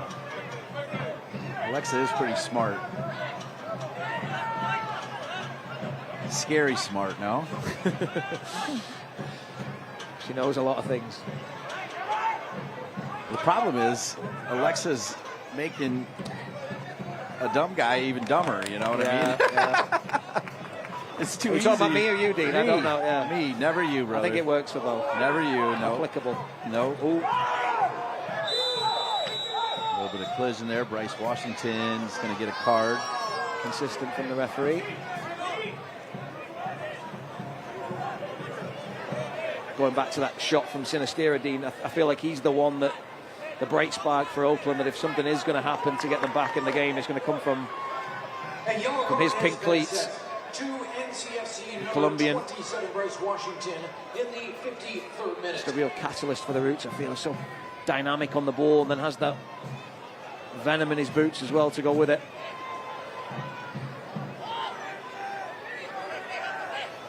The Roots readying another change right below us. With the right foot loose, no problem there. Martin probably could have done a little better with the clearance as it stays with Oakland. Minute 54. Great defense from DaCosta. Wow. That's not something I've said a whole lot. I know, I had to rub my eyes there, Dean. Is that Rodrigo? There he goes. Yeah. John Bradford actually spent a little extra time talking about DaCosta, saying he doesn't get enough credit. He said he does great in the fitness tests, and his only thing is maybe he doesn't have this dynamic speed, but he very much is high quality on fitness and everything else. I wasn't even aware of that, but John Bradford said, no, he's all right. Yeah, I think initially coming into the group last year, there was a lot of new faces, and a lot of it was expected from Rodrigo DaCosta in terms of what he's done in the championship. I think he just joined an elite group this year in terms of goals and assists, so that's what he's known for. But yes, kind of adjusting his game in the twilight of his career to now being more of a workman-like midfielder that'll do the hard yards. But I'll tell you what, most Brazilians, Dean, will do the dirty side as well. 55 minutes in.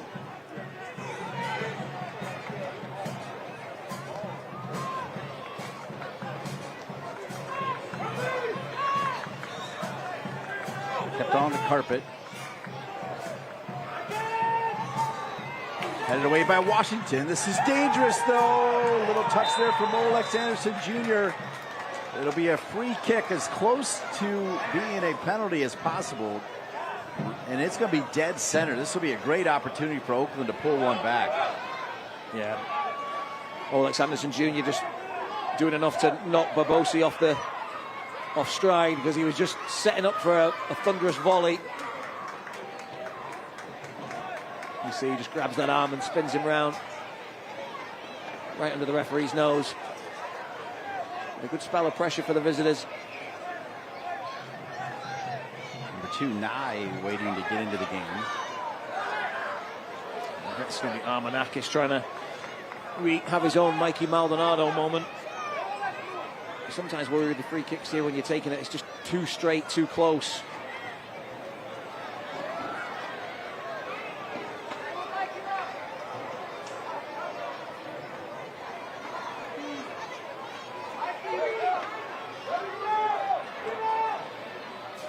We'll look for some English on this, Dean, I think.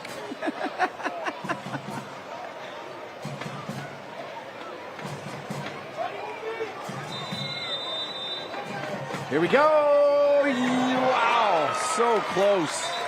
So close. Taken well, and I think that'll be his last strike of the game. As Castillo will come off, and Nye will come on.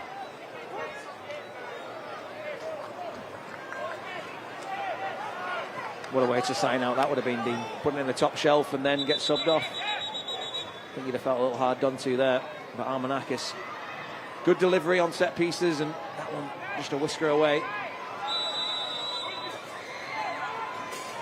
Number 10, Armanakis, was the one who took the free kick and now is on the bench. Not too happy about it.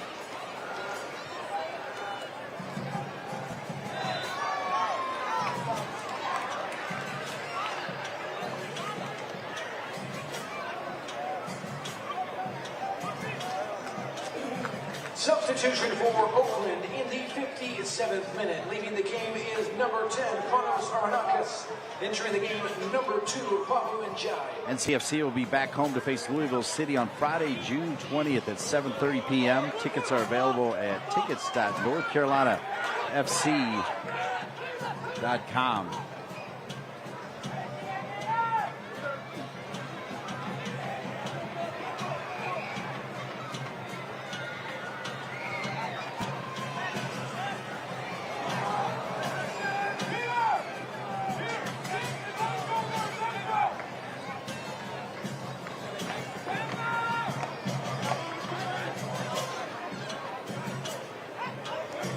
Oakland, founded in 2018, began playing in NISA, third division of U.S. Soccer. They joined USL Championship in 2021. They've made the playoffs 3 of the last 4 years. Told you about the ownership group.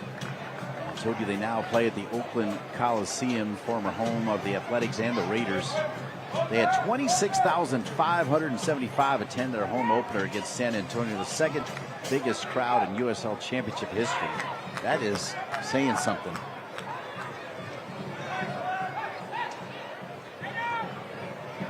Yeah, some exciting things happening in the USL. Promotion, relegation, crowds of over 20,000, and there's lots of cool things going on, east and west. Oakland had a rough start, but they've been playing better. That's a good shot. McGuire with the save, and Rafa will send it out for a throw-in. Jake McGuire doing his job. Yeah, something tells me he's going to be a little bit busier this second half. So he had to face 2 saves. He wasn't a shot on target in the first half. I think he's going to have to do a lot more his last 30 minutes or so.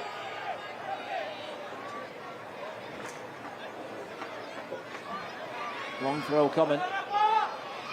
Nye taking his time.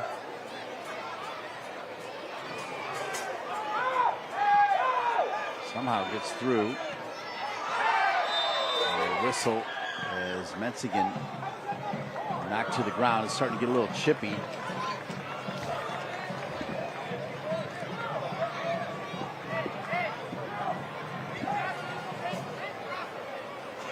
You'll see it again.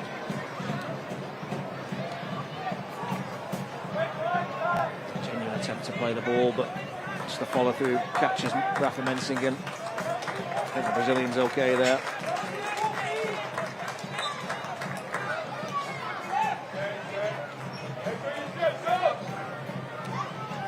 Not been a scintillating 15 minutes in the second half for North Carolina, but they're just happy to see the clock tick down. 2 goals in front. Limiting Oakland routes to long shots from distance.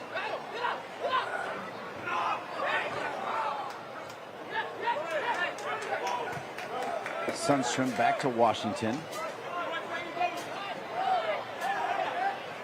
Throughout May, pro officials are once again supporting Huntington Disease Society of America's drive to increase awareness of the fight against Huntington's disease. They'll be wearing blue wristbands to honor former referee Terry Vaughn in MLS, NWSL, USL, and MLS Next Pro Games. They're knocked out of bounds.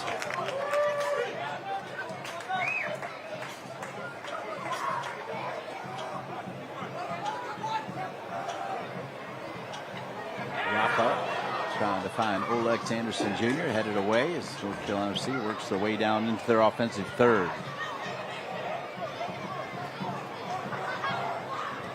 So the TST, if those of you are confused, Andrew Tate is going to coach a team. And I'm going to call, I think, your first game as the coach. Or did we figure your first game or second game? I can't remember. Well, it doesn't matter. First game. First game. Okay. Reggae Rovers, yeah. Nice, easy one to get started. They're so good. Thanks for that. Yeah, I was thinking like the likes of Tristan Hodge and Neville Hackshaw. I wouldn't be surprised, you know, if they've got a few more years left in them at the USL Championship level, I'm sure. But those types of boys, I'm sure, wouldn't be too far away from turning out for Reggae Rovers in the future. Well, I talked to Cedric Burke. My first game features Tobacco Road, and he said Parco O'Farrell's gonna maybe play for them. There'll be some college players running around out there. Obviously, we saw that on the women's side, but see it on the men's side will be interesting. Sent back across. Good opportunity and hammered home. Wow. And just like that, it's a 2-1 game. You talked about the 2-0 situation. And do not go away and do not sleep on Oakland as they get their first goal as a club at WakeMed Soccer Park. It's now 7-1 all time. Yep, and it's the Mexican Jürgen Damm receiving the ball from Wolfgang Prentice. Hangs over the back post, and Jürgen Damm, sweet as you like, on the volley, down into the ground, into the bottom corner. The best look at the goal, and it's dispatched, and they're right back in it. And North Carolina, from looking relatively comfortable and restricting up the routes to long-distance shots. Just like that. Game on. Game on indeed.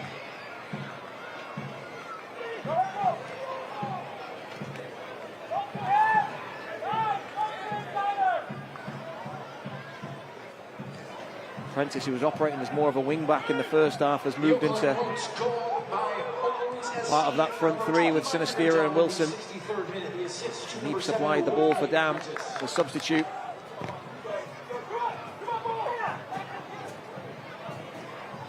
Villabella, Maldonado, great ball to DaCosta. Now Cervania. Cervania back to DaCosta. Cervania again. Rodrigo DaCosta, now Martin. Now Cervania. Cervania. Villabella. Referee not buying that one. Maldonado. Oh, what a ball from Maldonado! What a save! What a save! Remember that save from Spiegel in relief of McIntosh. Oh my. Great tackle from Maldonado, and then he just threads the eye of a needle. Perfect weight on it. And Anderson Jr. thinks he's found the back of the net, but Spiegel's right arm just pushes it past the post. Hackshaw furious. Sinistera for league touch indeed. Because to get a goal back and then lose one would have been almost curtains for the visitors.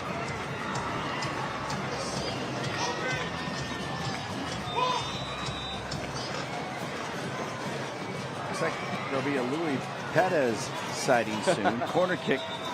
Oh, wow, what a header, but a whistle already. Costa, I think, got his head on it, but there was a whistle before.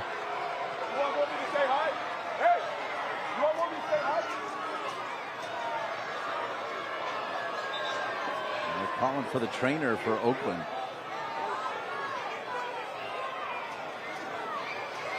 Another great ball driven in by Mikey Maldonado.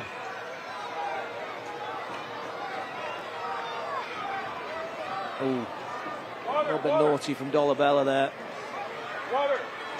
And then the Brazilian goes down. You see, he just sort of swings an elbow.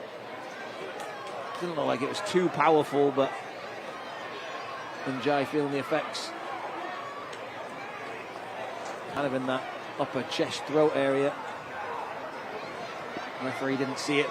I don't think he saw that contact. I think he saw players go down, because I think if he sees that, Dolabella could be in a bit of bother. And the whistle clearly went before the delivery of the free kick, much to Maldonado and DaCosta's frustration.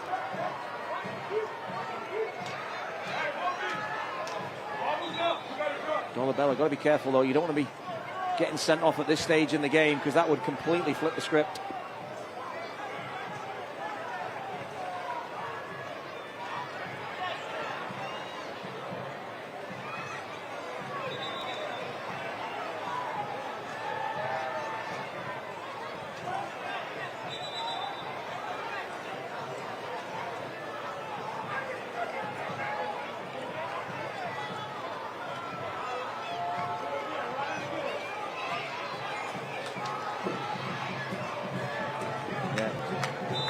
A naughty one from Dolabella.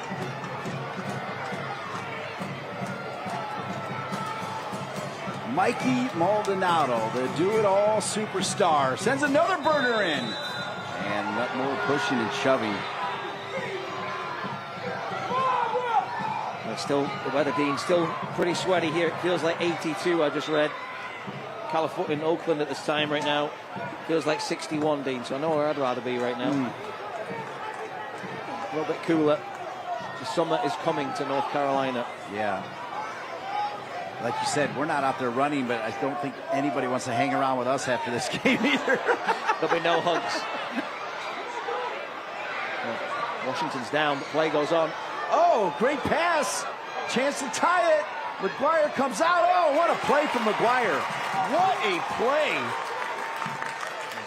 Shrunk the goal down. His body's down everywhere. Washington down, Hodge down. Here we'll see it again. Sinistera involved, cuts it back. First time ball out to Dam, who got the goal back. You feel he's just got to pull the trigger because once he cuts back, Savania stays with him. And there's a lot of blue shirts between him and the goal, but Maguire gobbles it up. You see Hodge there waving to the bench, I think, as that ball was gathered by Maguire, and the centre-back change coming. The trainer's not on the field. Oh, see, the trainer's got two people to see to right now, Dean. Bryce Washington's up, now he's got to run to Hodge. Energy sapping conditions, 82 degrees, really humid, sticky conditions. Potential storms in the area coming in hopefully after kickoff. Or not at all.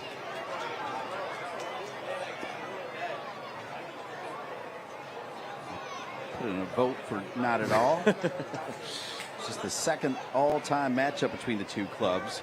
As we've said several times, NCFC dominated Oakland 5-0 September 7th with 4 of those goals scored in the first half. DaCosta, Raffo, Paco Craig, and Conway, as well as Ezra Armstrong, all had goals. Biggest win since August 2019, a 5-0 win over Pittsburgh. The victory helped propel NCFC to a playoff push with their return to USL Championship. NCFC is playing their 4th Western Conference opponent. They had wins over Tulsa and Orange County and a loss to New Mexico. They were 6-4-2 versus the West last year. Oakland is playing their 2nd Eastern Conference opponent. They lost to Rhode Island. They were 5-5-2 in 2024 versus the East. Had wins versus Louisville and Tampa Bay, but also had 3 5-0 defeats. Pittsburgh, Birmingham, and the aforementioned NCFC. Wow, we're going to have 4 changes here for North Carolina FC. Tell us who's coming in, Andrew. You got 2 centre-backs in Craig and Donovan. Right now they've got just Finn Sundstrom on at centre-back right now because Hodge and Washington both down for moments there. So Paco Craig takes the armband.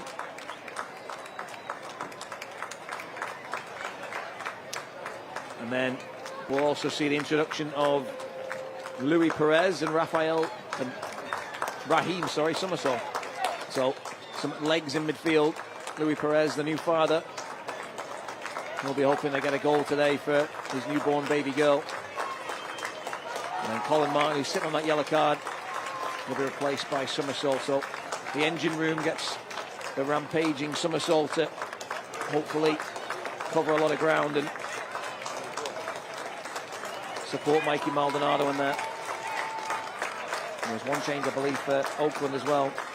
Gomez snuck on. Substitution for NCFC in the 71st Apologies if you already captured that, Dean. The game is number 8, Pedro Dolabella, number 17, Sinistera who departed. Martin, number 55, Tristan Hodge, and at number 27, Bryce Washington.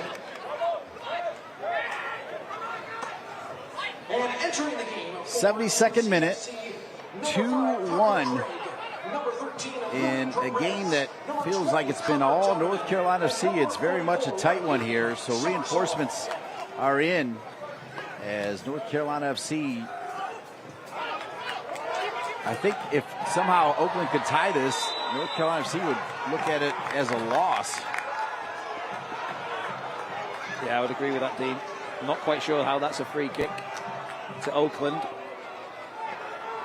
Maybe a no call at best, but Hackshaw just uses his strength to muscle out Anderson. I don't think there should be any call there, but a foul against Anderson, I'm struggling to understand.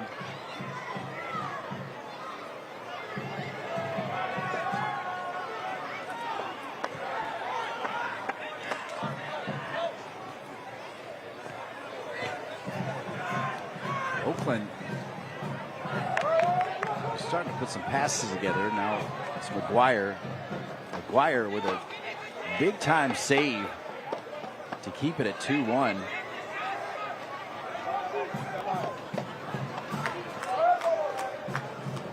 Surprised to see DaCosta still on, Dean. I thought he'd be one of the changes there.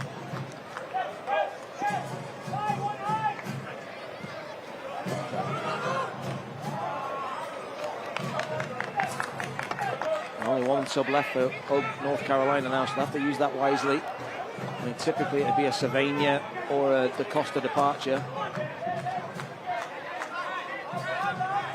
As you mentioned, DaCosta's been doing the hard yards out of possession. And look right going the other way as well. Sundstrom somehow gets out of trouble. Another brilliant touch from Mikey Maldonado. Backfield from Olex Anderson. Olex Anderson Jr. Good ball through, and how about North Carolina FC, the new Papa, Louis Perez.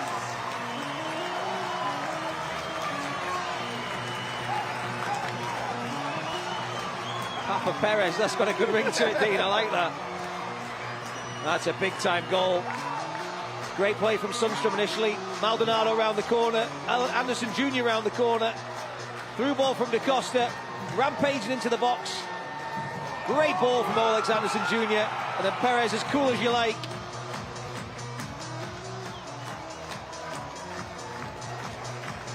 Miss Bradford's happy now. All right, Louis, you can play today. We'll let you off. I'm sure Mama Perez is happy. It's a big goal because for North Carolina to hang on again with just a one-goal lead as they had done last week. You thought it was going to be a tall order, but that one really changes the run of things. Second goal of the season for Perez. Cervania and Maldonado also with goals. Those are your three goal scorers. In the 74th minute. Proud papa of a baby girl. Olex Anderson. Great ball from Olex Anderson. I think I would have done the same thing, Dean, if I was up against Hackshaw. I think I'd have looked to pass it as well. No, but really good vision. Just rolled it across the box, and good awareness from DaCosta as well to just sort of step over it and leave it for Perez. It's a great combination play right down in front of our vantage point here, Dean. Started with Sundstrom into Maldonado, and then 4 or 5 passes later, they're in behind that back line for the Roots, and clinical finish.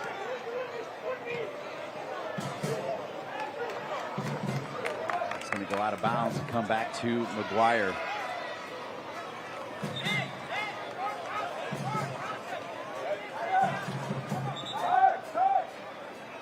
Sub coming in, Emmanuel Johnson wearing 22.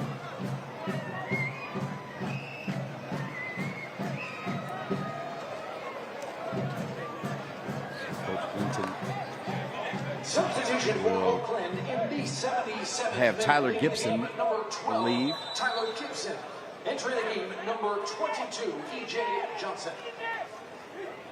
There's still time to purchase your 2025 season tickets. Member perks including free parking, 20% of all merch, exclusive giveaways, and more. Visit NorthCarolinaFC.com/season tickets for more information.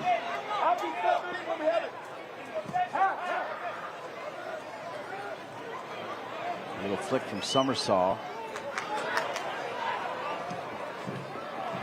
John Bradford looking like a genius with the mass subs right there.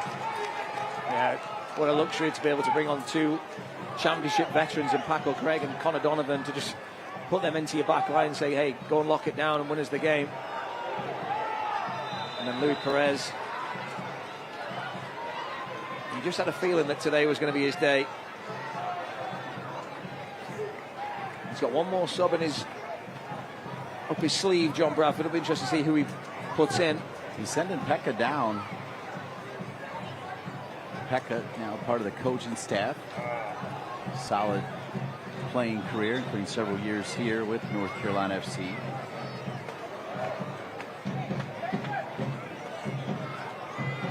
I wouldn't be surprised if it was one of the boys that's going away off on international duty. I think Slovenia with Puerto Rico, I think they go up against Alex Anderson Jr.'s St. Vincent and the Grenadines, if I'm not mistaken, Dean. So another inter-squad battle there. We talked about Slovenia and Maldonado back in the day. Well, oh wow. Different trajectory for Maldonado.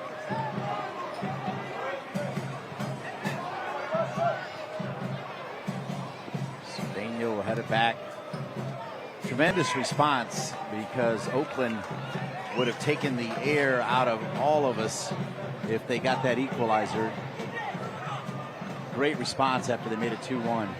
Yeah, they sort of played within themselves a bit, the home team, the second half. Just trying to keep Oakland at arm's length, and that goal certainly changed things. Put the cat amongst the pigeons. Just to kill them off like that. And we had the chance right before that, didn't we, with Alex Anderson Jr. Pass from Maldonado. And the save from Spiegel. So they can turn it on when they want to.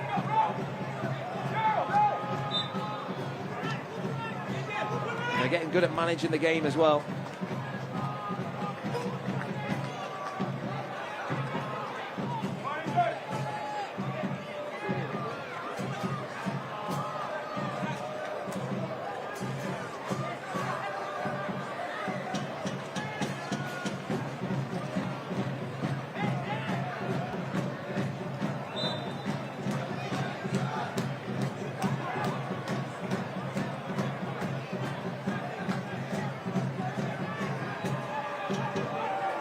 Does a great job hanging on to it. Maldonado won't find anybody home that time.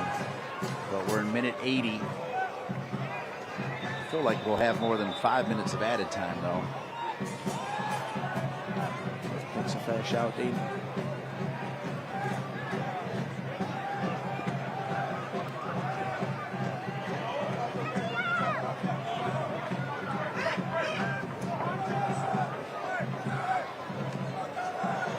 Good ball here from Oakland.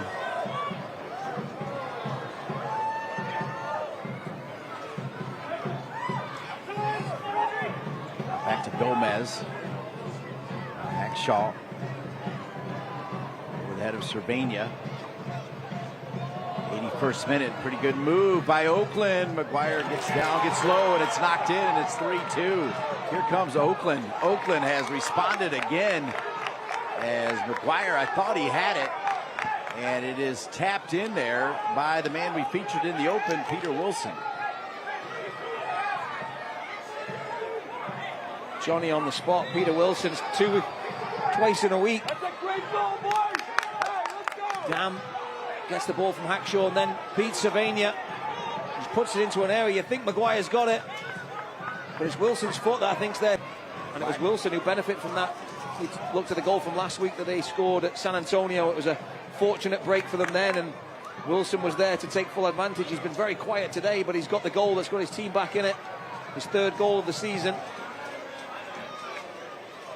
Trainer's coming out, so the backup goalkeeper is Mulqueen.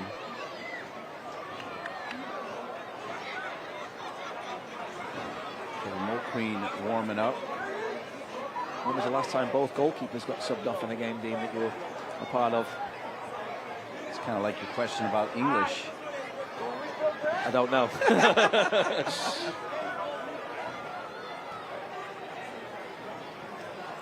John Bradford got a real arsenal of goalkeepers. We saw Kira Fitzgerald put on a barnstorming display against Charlotte FC.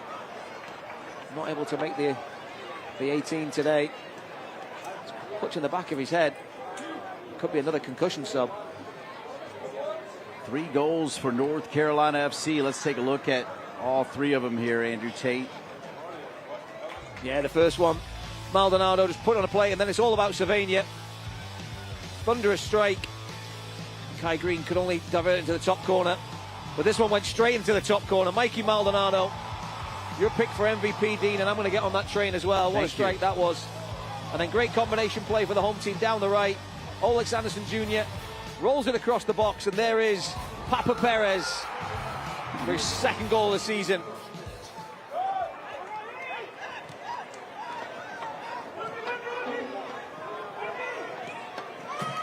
We got a tight one here, though. It's 3-2 as Oakland has responded again. McGuire stays in. Sylvania tripped up, and a yellow card automatic into Sylvania, such a good dribbler. He was more of a flying winger in his earlier days. He's still only young now. But there, now in his more familiar left wing back role, cutting inside and winning a key free kick. Jurgen Damm in the 84th minute.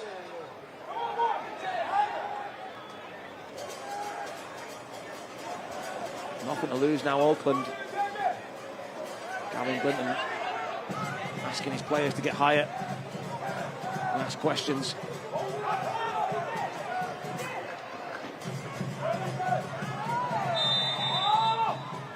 good help from Rafa earning the whistle. Sundstrom did his job too. Yeah, I'm going to shine a spotlight on young Finn Sundstrom. We highlighted him in the Open, 18 years old, won't turn 19 till November. Just what a talent.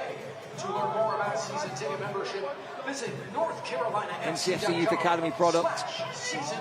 Spent most of his career, Dean, in more of an attacking player, and then this pre-season with some of the players that were missing through injury or delayed getting into the country. John Bradford tried him at centre-back, and the mentality and the attitude and the coachability of young Finn Sundstrom, he's taken to it like a duck to water, and the attacking presence, he's good on the ball, but then the physical presence as well.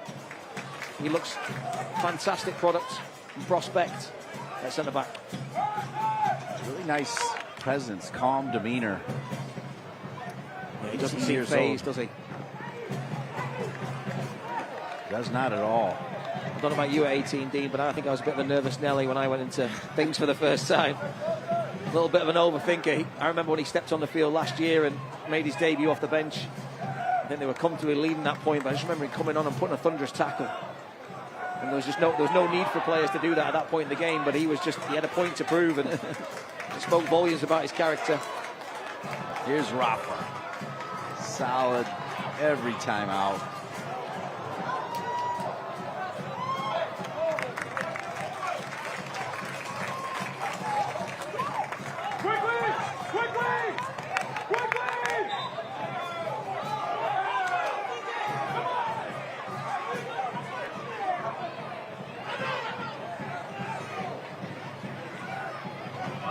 Looks like they may go back to the six-back thing here, as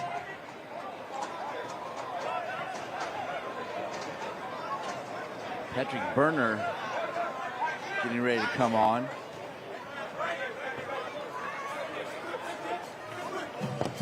'87th minute.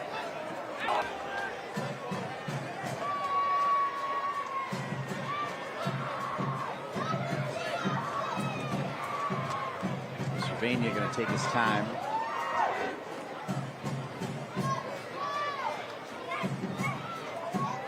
Berner, that French-speaking Martinique international.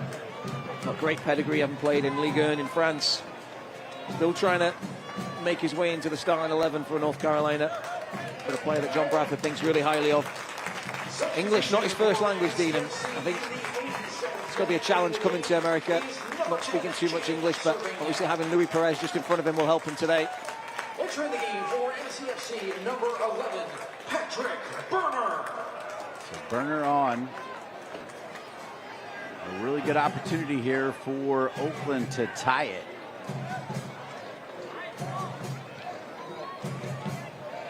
Minute 88, NCFC 3, Oakland 2. There's Craig, who always has the ability to find those aerial balls, doesn't he? Yep. Tussling with Hackshaw there. No, sorry, Green.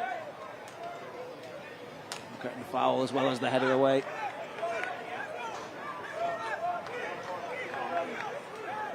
Just having Donovan and Paco Craig to bring on. Phenomenal squad depth from John Bradford.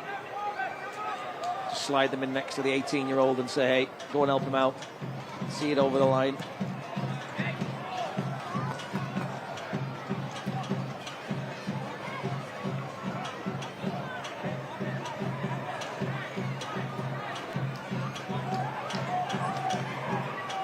It's 9 o'clock Eastern time, 6 o'clock out in Oakland.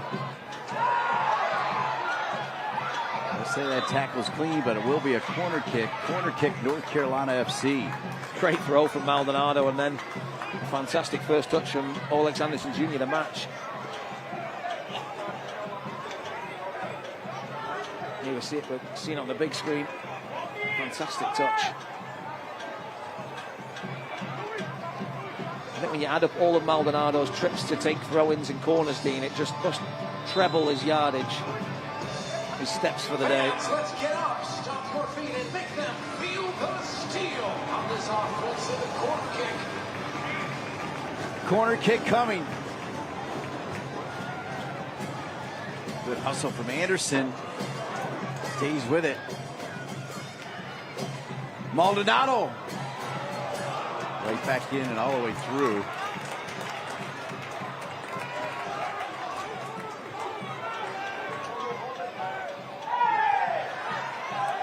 I feel like it's only fair that I've got to say 5, so I'll give you the option on added time there, Mr. Tate. I think I'll take the easy, which is 6.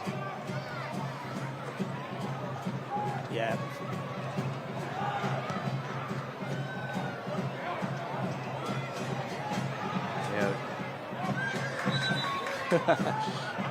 We're both under. Getting word, aren't we? Here he comes, Dean. 8. 1. Are we going to go 9? I got a feeling it's double figures. 8. Ooh, there you go. Well done. So the fourth official has registered that there will be a minimum of 8 minutes of added time presented by Town Properties. 8 minutes. That's a lot of time.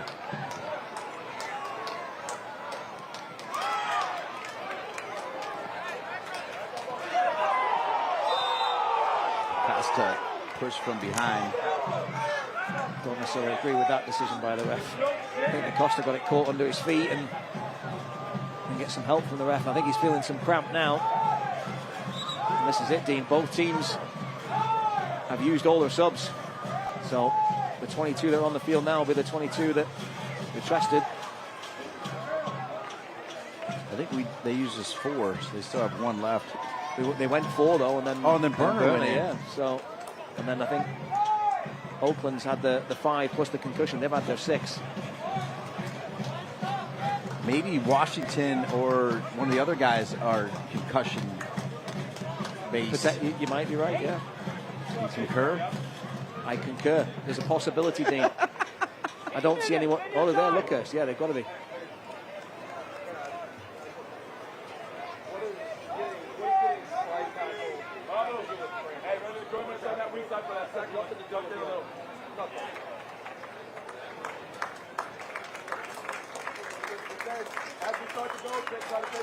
I wonder what the confirmation of a concussion sub is. Do you have to get a doctor's note to get it signed off on, or are you trusted? It'll be Luckhurst. Solid a week ago.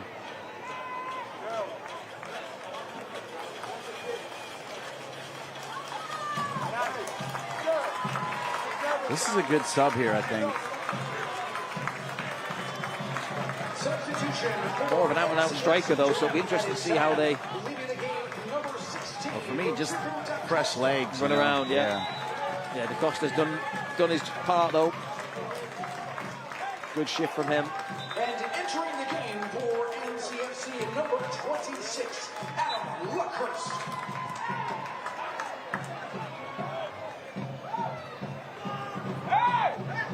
Maldonado.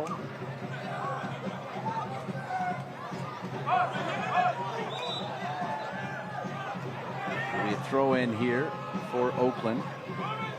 We're in the 93rd minute here, Dean. You get the feeling we're going to break 100 following that stoppage.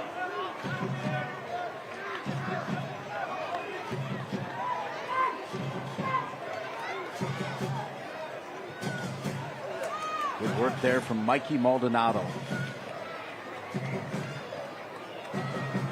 He's just the real deal. I even called Keith Tiemeyer, who's one of the key officials for Forward Madison, as they're the one that gave him the opportunity. Here's Luckhurst right into the game, taken down. We'll call a whistle against Luckhurst, though.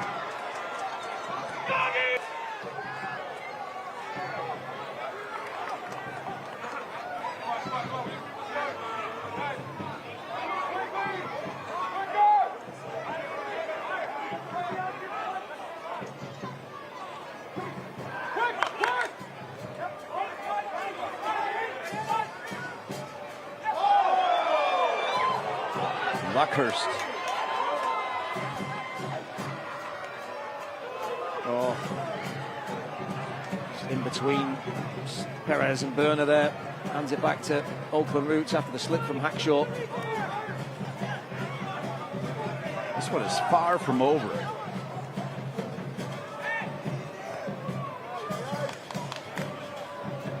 Minutes into the 8, but as Andrew Tate already said, probably a couple of minutes added on to that after the 8 came up. I want to thank Emily Hunter Valencia, our executive producer, Kyle Lang, and the producer Joe Ferrara, Paul Alexander, Red Carpet Bean, Ian Lang, the replay machine, Ryan Muller, Tanner King, Brian Ware, incredible job on research. Catch Brian on the play-by-play call for the U23 teams for both men and women for North Carolina FC and the Courage. We got a whistle there. Chris Walsh, Larry McLean, Andrew Taylor, and I think he gained an inch, now 7'7" down on the field, Mark Dry.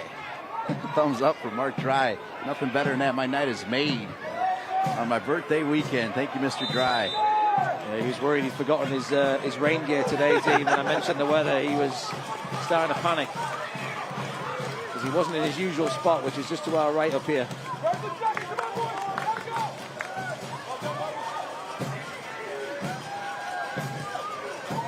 Surprised the fans can see over him down there, Dean, to be honest. Pile it on, I like it. That's 7'7", Dean, I think. You're the man, Mark.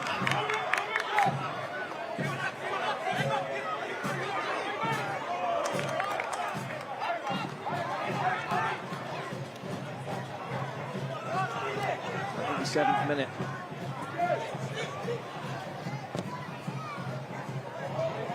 Craig gets his head on it. Oh, Wire's got to grab that. Oh, and the goal kick as well. Head scratcher.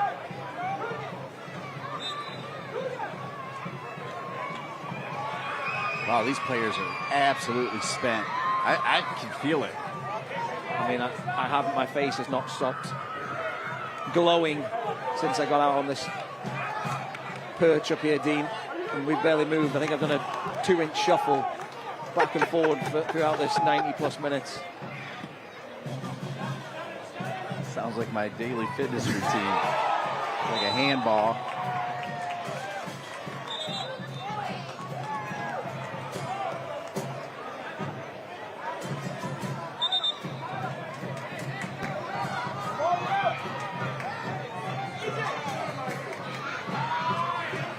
Mikey Maldonado, I want to thank him for spending some time with me on the phone yesterday.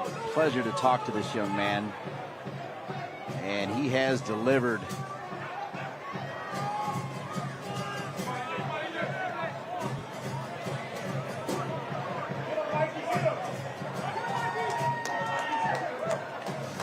He's having a good time, Maldonado. And don't blame him, but this game's not done yet. I feel there's another nervy moment in these last couple of minutes here.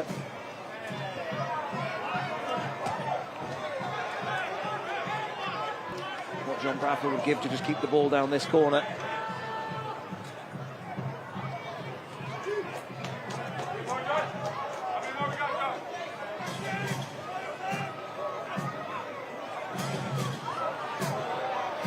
Anderson somehow pulls that down. It does go off of him, out of bounds. All right, so the 8 minutes are complete. You think 2 more, right, Andrew? There's Louis Perez. Perez! Alex Anderson! And how about North Carolina FC?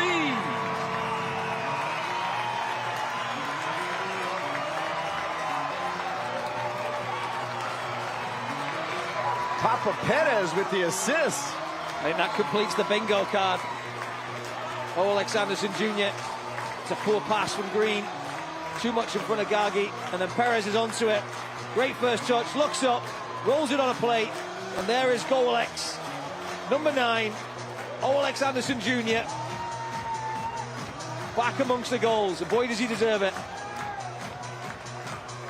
Goal and assist for him as well.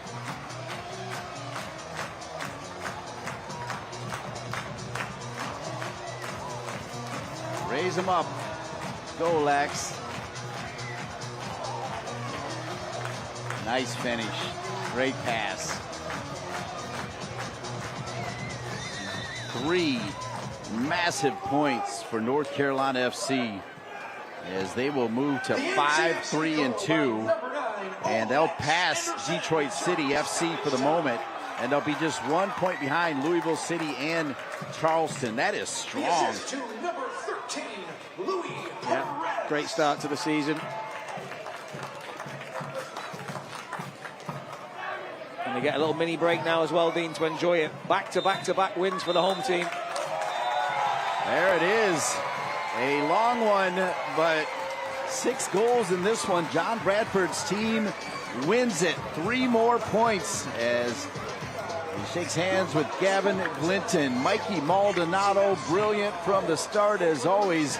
We'll step aside and come back to wrap things up. Your final score as Louis Perez, his wife has a baby a few days ago. He's got a goal and assist. Your final score, North Carolina FC 4, Oakland 2. Stay with us. With a family like that to take care of, the 2 of you have your hands full. At WakeMed Urgent Care, we're everywhere you are, so getting the care they need when they need it couldn't be more convenient. Soccer star? Easy. Kids? Covered. The twins? Done. Aches and pains? Virtual urgent care to the rescue. So download the WakeMed All Access app today and take care of everyone in the family, including the 2 of you. Oakland made it interesting, but it was certainly a whole lot of how about North Carolina FC. 4-2, North Carolina FC knocks off Oakland. Dean Linke with Andrew Tate. Let's take a look at the highlights in this one. There's a lot to see, Mr. Tate. Yeah, it's got to be just the goal, surely. First half, Dolabella hangs it up there. Maldonado at the heart of everything good for North Carolina. Finds Savania, who works some magic. Thunderous right foot shot. Directed into the top corner by Kai Green, unfortunately for him. But it's Savania's goal. 1-0 North Carolina. But then Maldonado dispatching the goal, finding the top corner directly this time after Savania won the free kick. And what a strike there from the midfield maestro to put them 2-up. And right on half time, Jurgen Damm, the 32-year-old Mexican, fantastic technique, guides it down and past Jake Maguire. And just like that, the visitors were back in the game. But we're just inside 10 minutes after that. North Carolina, good combination play. Sundstrom, Maldonado. Alex Anderson Jr., little 1-2 with DaCosta. Little touch, little look. And he rolls it across the box to substitute Luis Perez. The newborn father, or the new father, I should say, of the newborn, finds the back of the net. And it's 3-1. North Carolina thought they'd won the game. They thought that was it. But Oakland Roots came roaring back, and Jurgen Damm, who had a great impact off the bench, working some magic out wide right, feeds it into a dangerous area, and Wilson had a quiet game, but he was Johnny on the spot there to squeak a goal back for them. So it's 3-2, but then North Carolina thought they might have some nervous moments, but Luis Perez makes it a goal and assist for both him and Alex Anderson Jr. Puts a cherry on top. 4-2. The home team makes it 3 wins out of 3. And the stats, you can see North Carolina just edging it on shots. Shots on target, possession very even, but had more corners. I don't think many would argue that North Carolina deserved the win today. And Oakland Roots, just another not so great day in North Carolina. Gavin Glynn will be hoping next time for better luck. North Carolina FC will hit the road as the TST will be here at WakeMed Soccer Park. Like to see you out there for that, and then they'll be back.